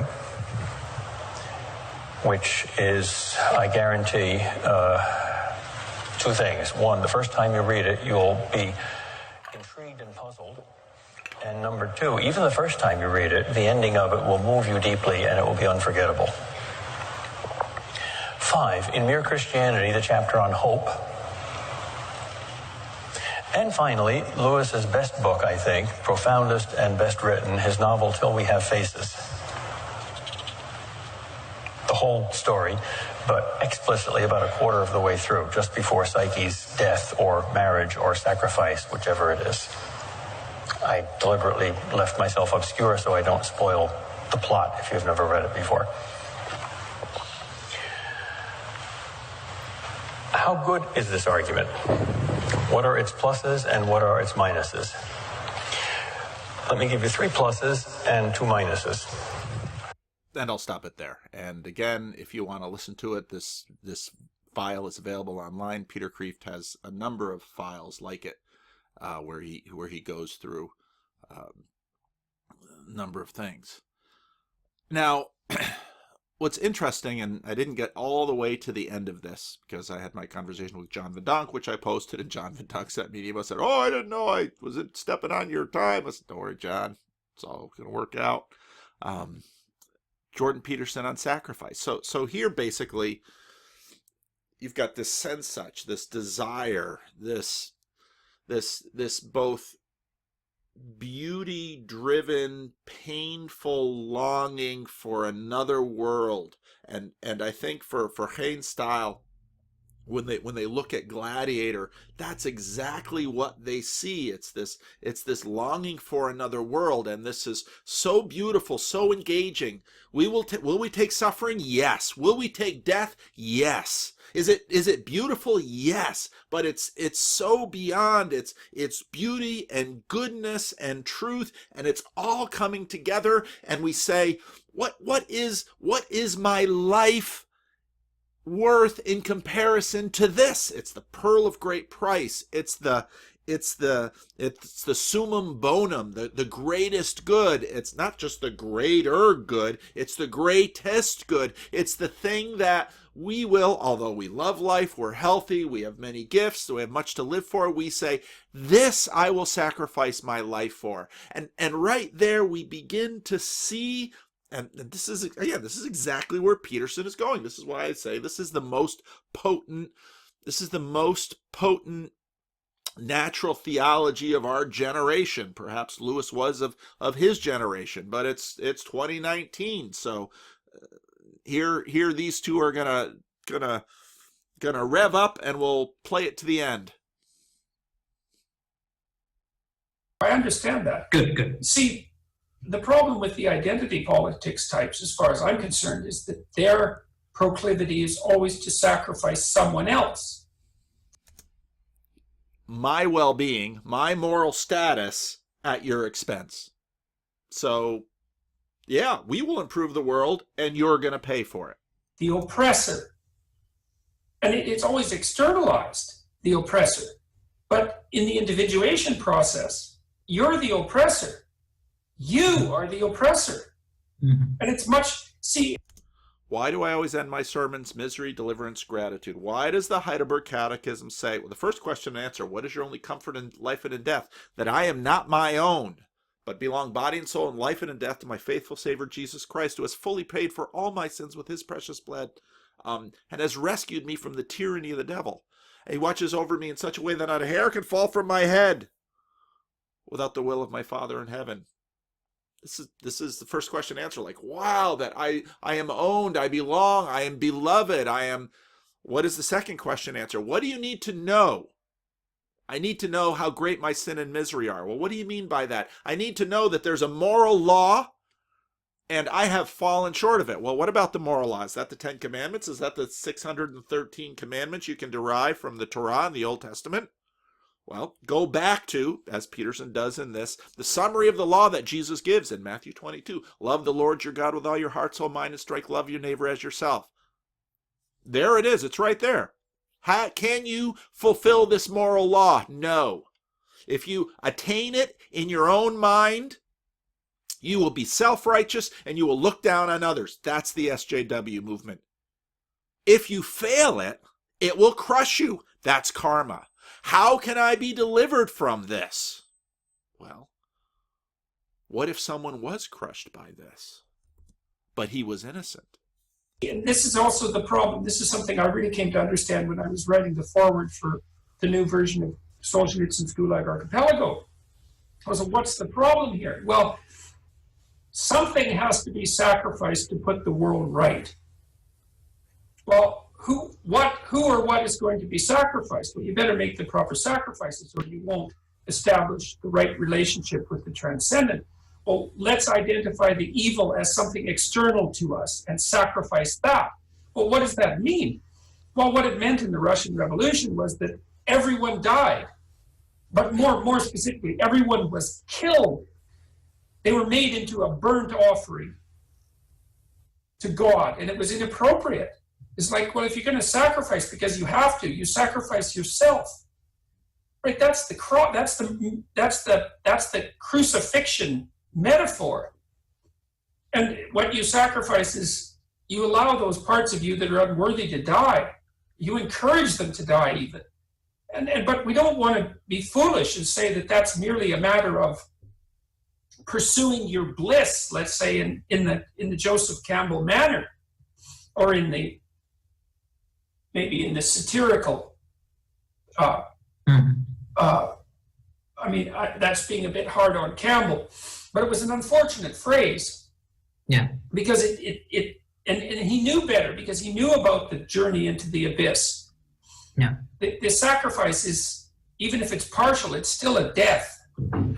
I think also that this is why the death and rebirth theme resonates so immediately in popular culture and in literature.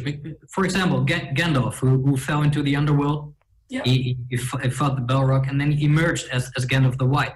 Right, and everyone's so well, and that's a re-representation of the transfiguration of Moses and Christ, Gandalf the White. Mm-hmm. So, and it's not like Tolkien didn't know these things. Yeah. I mean, he knew these things perfectly well.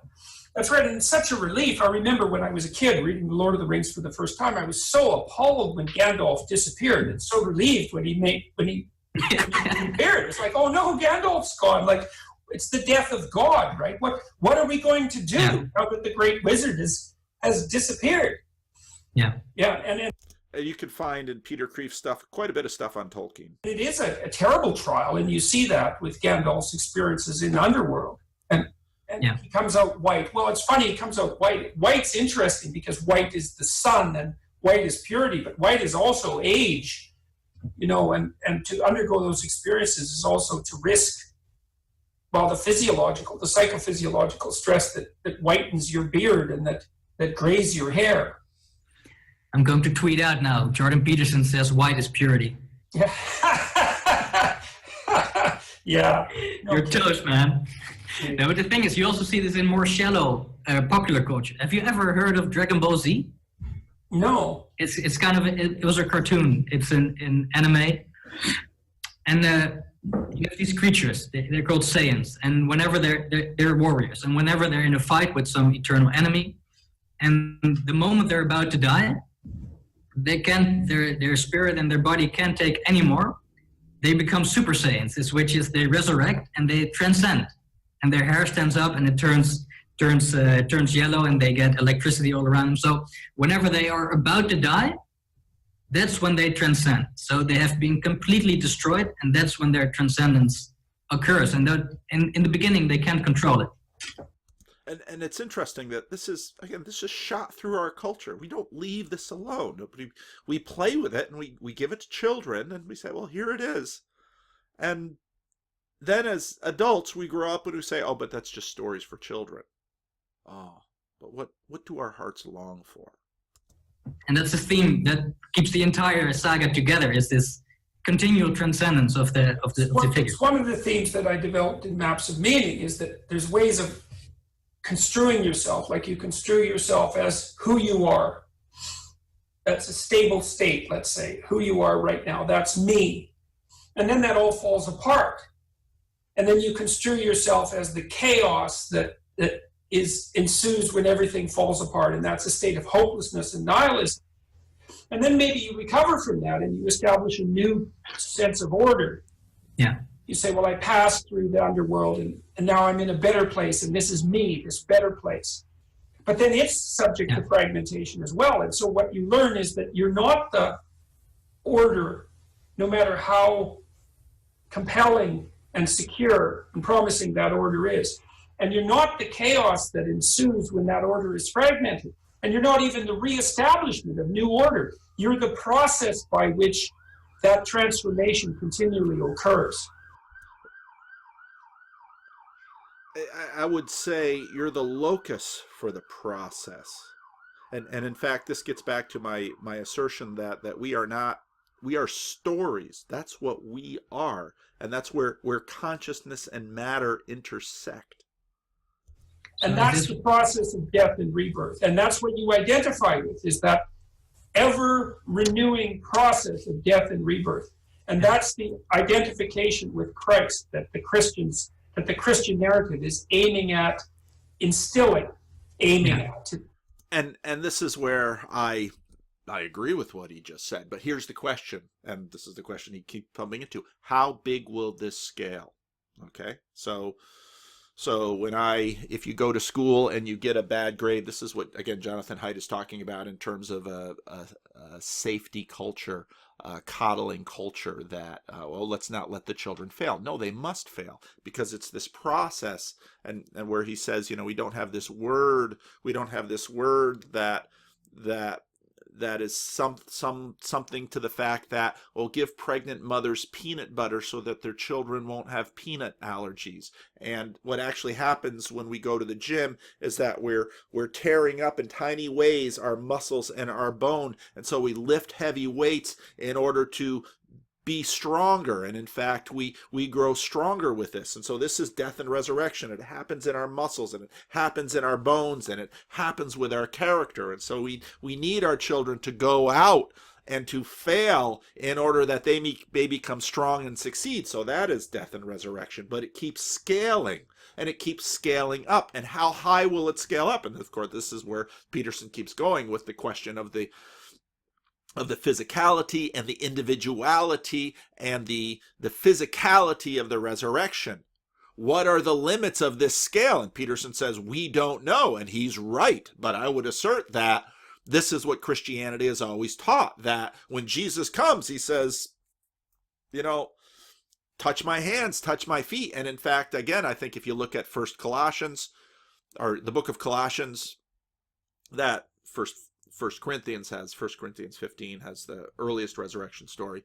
Colossians, basically, the resurrected body of Jesus is the beginning of creation 2.0. It's beginning of the new heavens and the new earth. It's the beginning of the renovation of man. And time isn't just following linearly in this.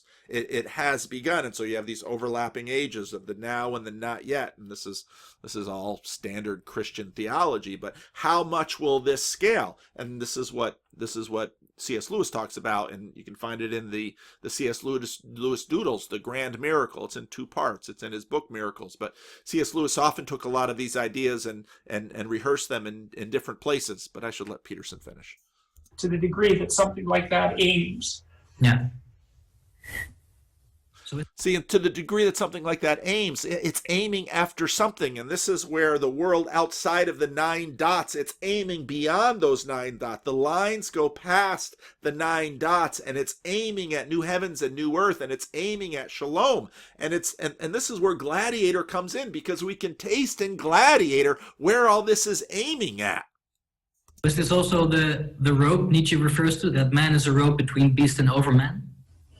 I know that's not exactly the Christian delineation, but it's still the. I think that's probably more associated with the idea that we were talking about earlier. I mean, these ideas are all linked, but I think that's more associated with the idea that of the partnership between man and God, mediated by conscience.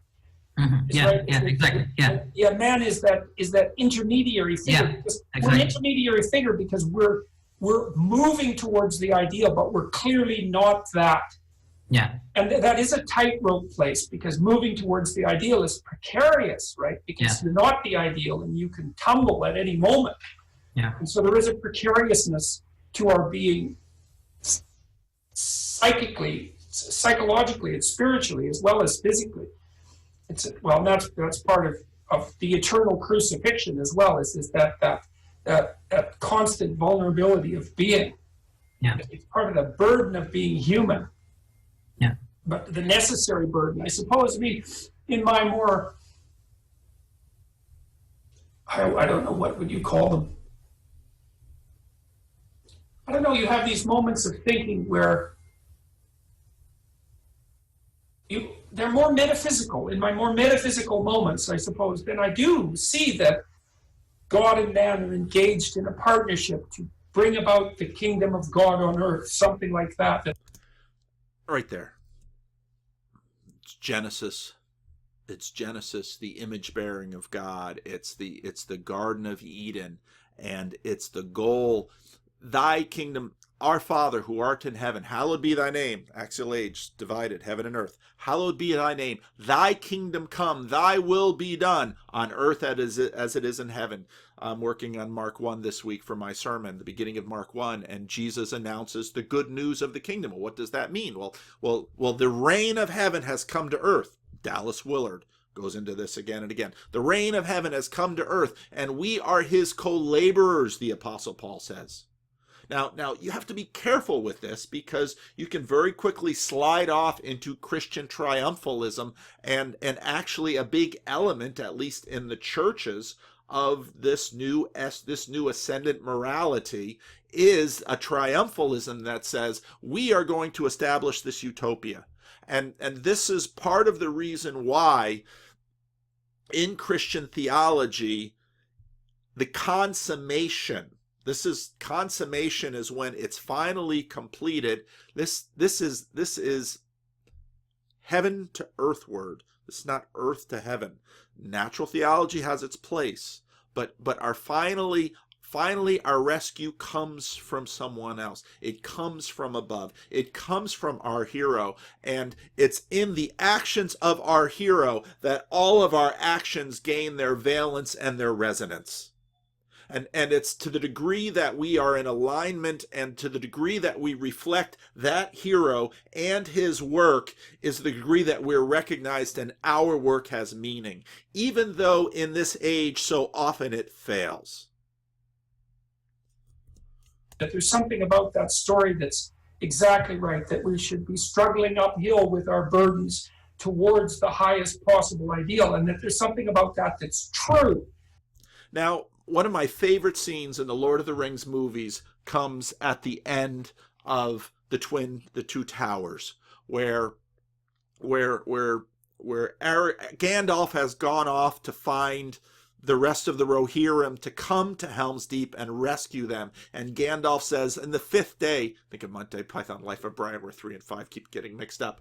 In the fifth day, look to the east. And now they've lost, all those elves have been slaughtered, all the soldiers have been slaughtered. There's Theoden, there's Aragorn, and what are we gonna do? It's all lost. And Aragorn says to Theoden, ride out with me.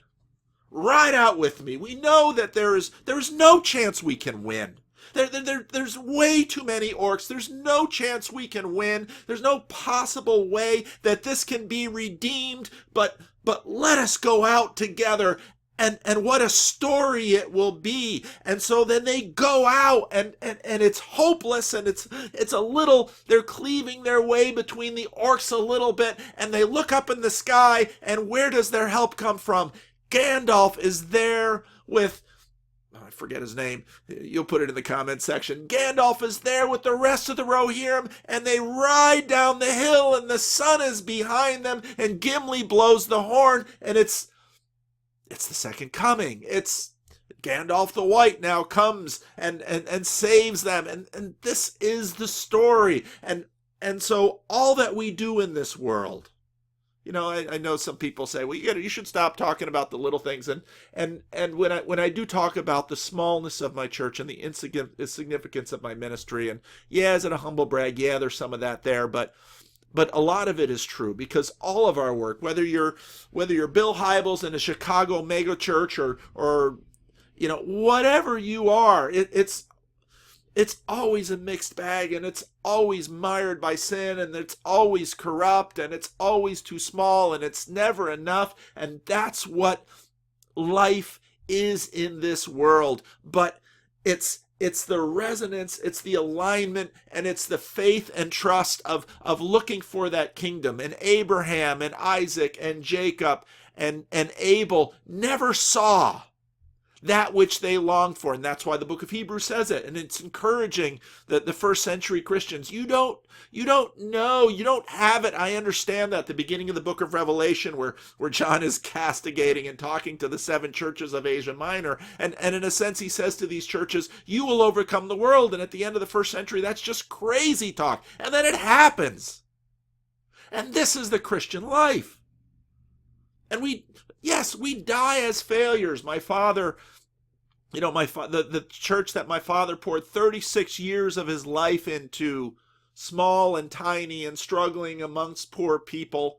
He wrote a little too wordy biography with lots of his stories, which is Chains of Grace, which you can find on Amazon Kindle. In my opinion, it's glorious, but it's, you know, it's too long. And you know, my sister who passed away was kind of the editor, but my father, you know, he just wanted to get his stories down. And right there is glory. And so I look around at the people that no one will ever know and see, and their names will never be in the newspaper. They're the ones who quietly suffered in a job or in a marriage or with a disabled child, and they gave their life to something that this world does not esteem. And it's Gandalf coming down and saying, I understand that you're surrounded by orcs, but we're here, and the day is coming, and your salvation comes from above. That is the gospel. Gotta finish. Gotta let Jordan Peterson finish his thing with the guy from Geenstijl. Or at least it's more true than anything else we can conceive of. Yeah. And so that's the great adventure of life. That's what you want to be called to. And I think you are called to that by your conscience. Yeah. I think we've talked for about 90 minutes now. I think this That's is a very good time to end. I'm 2.5 hours into this video.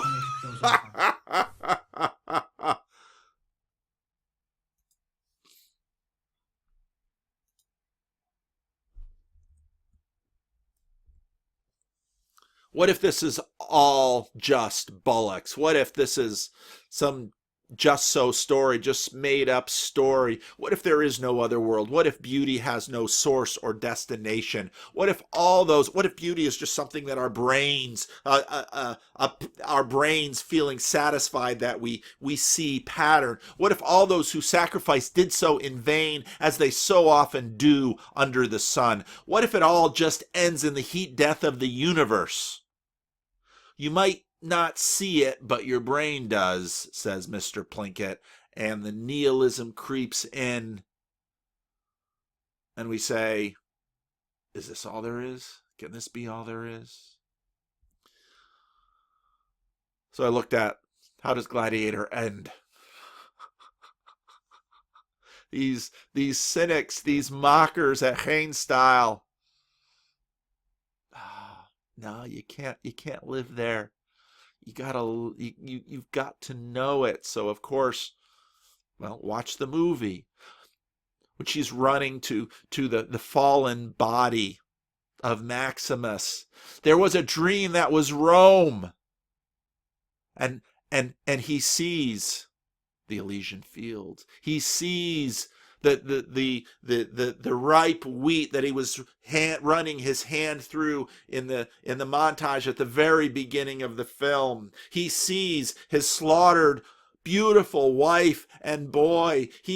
And she calls to Rome and says, there was a dream that was Rome, make it real. It's beauty. Our heart sings.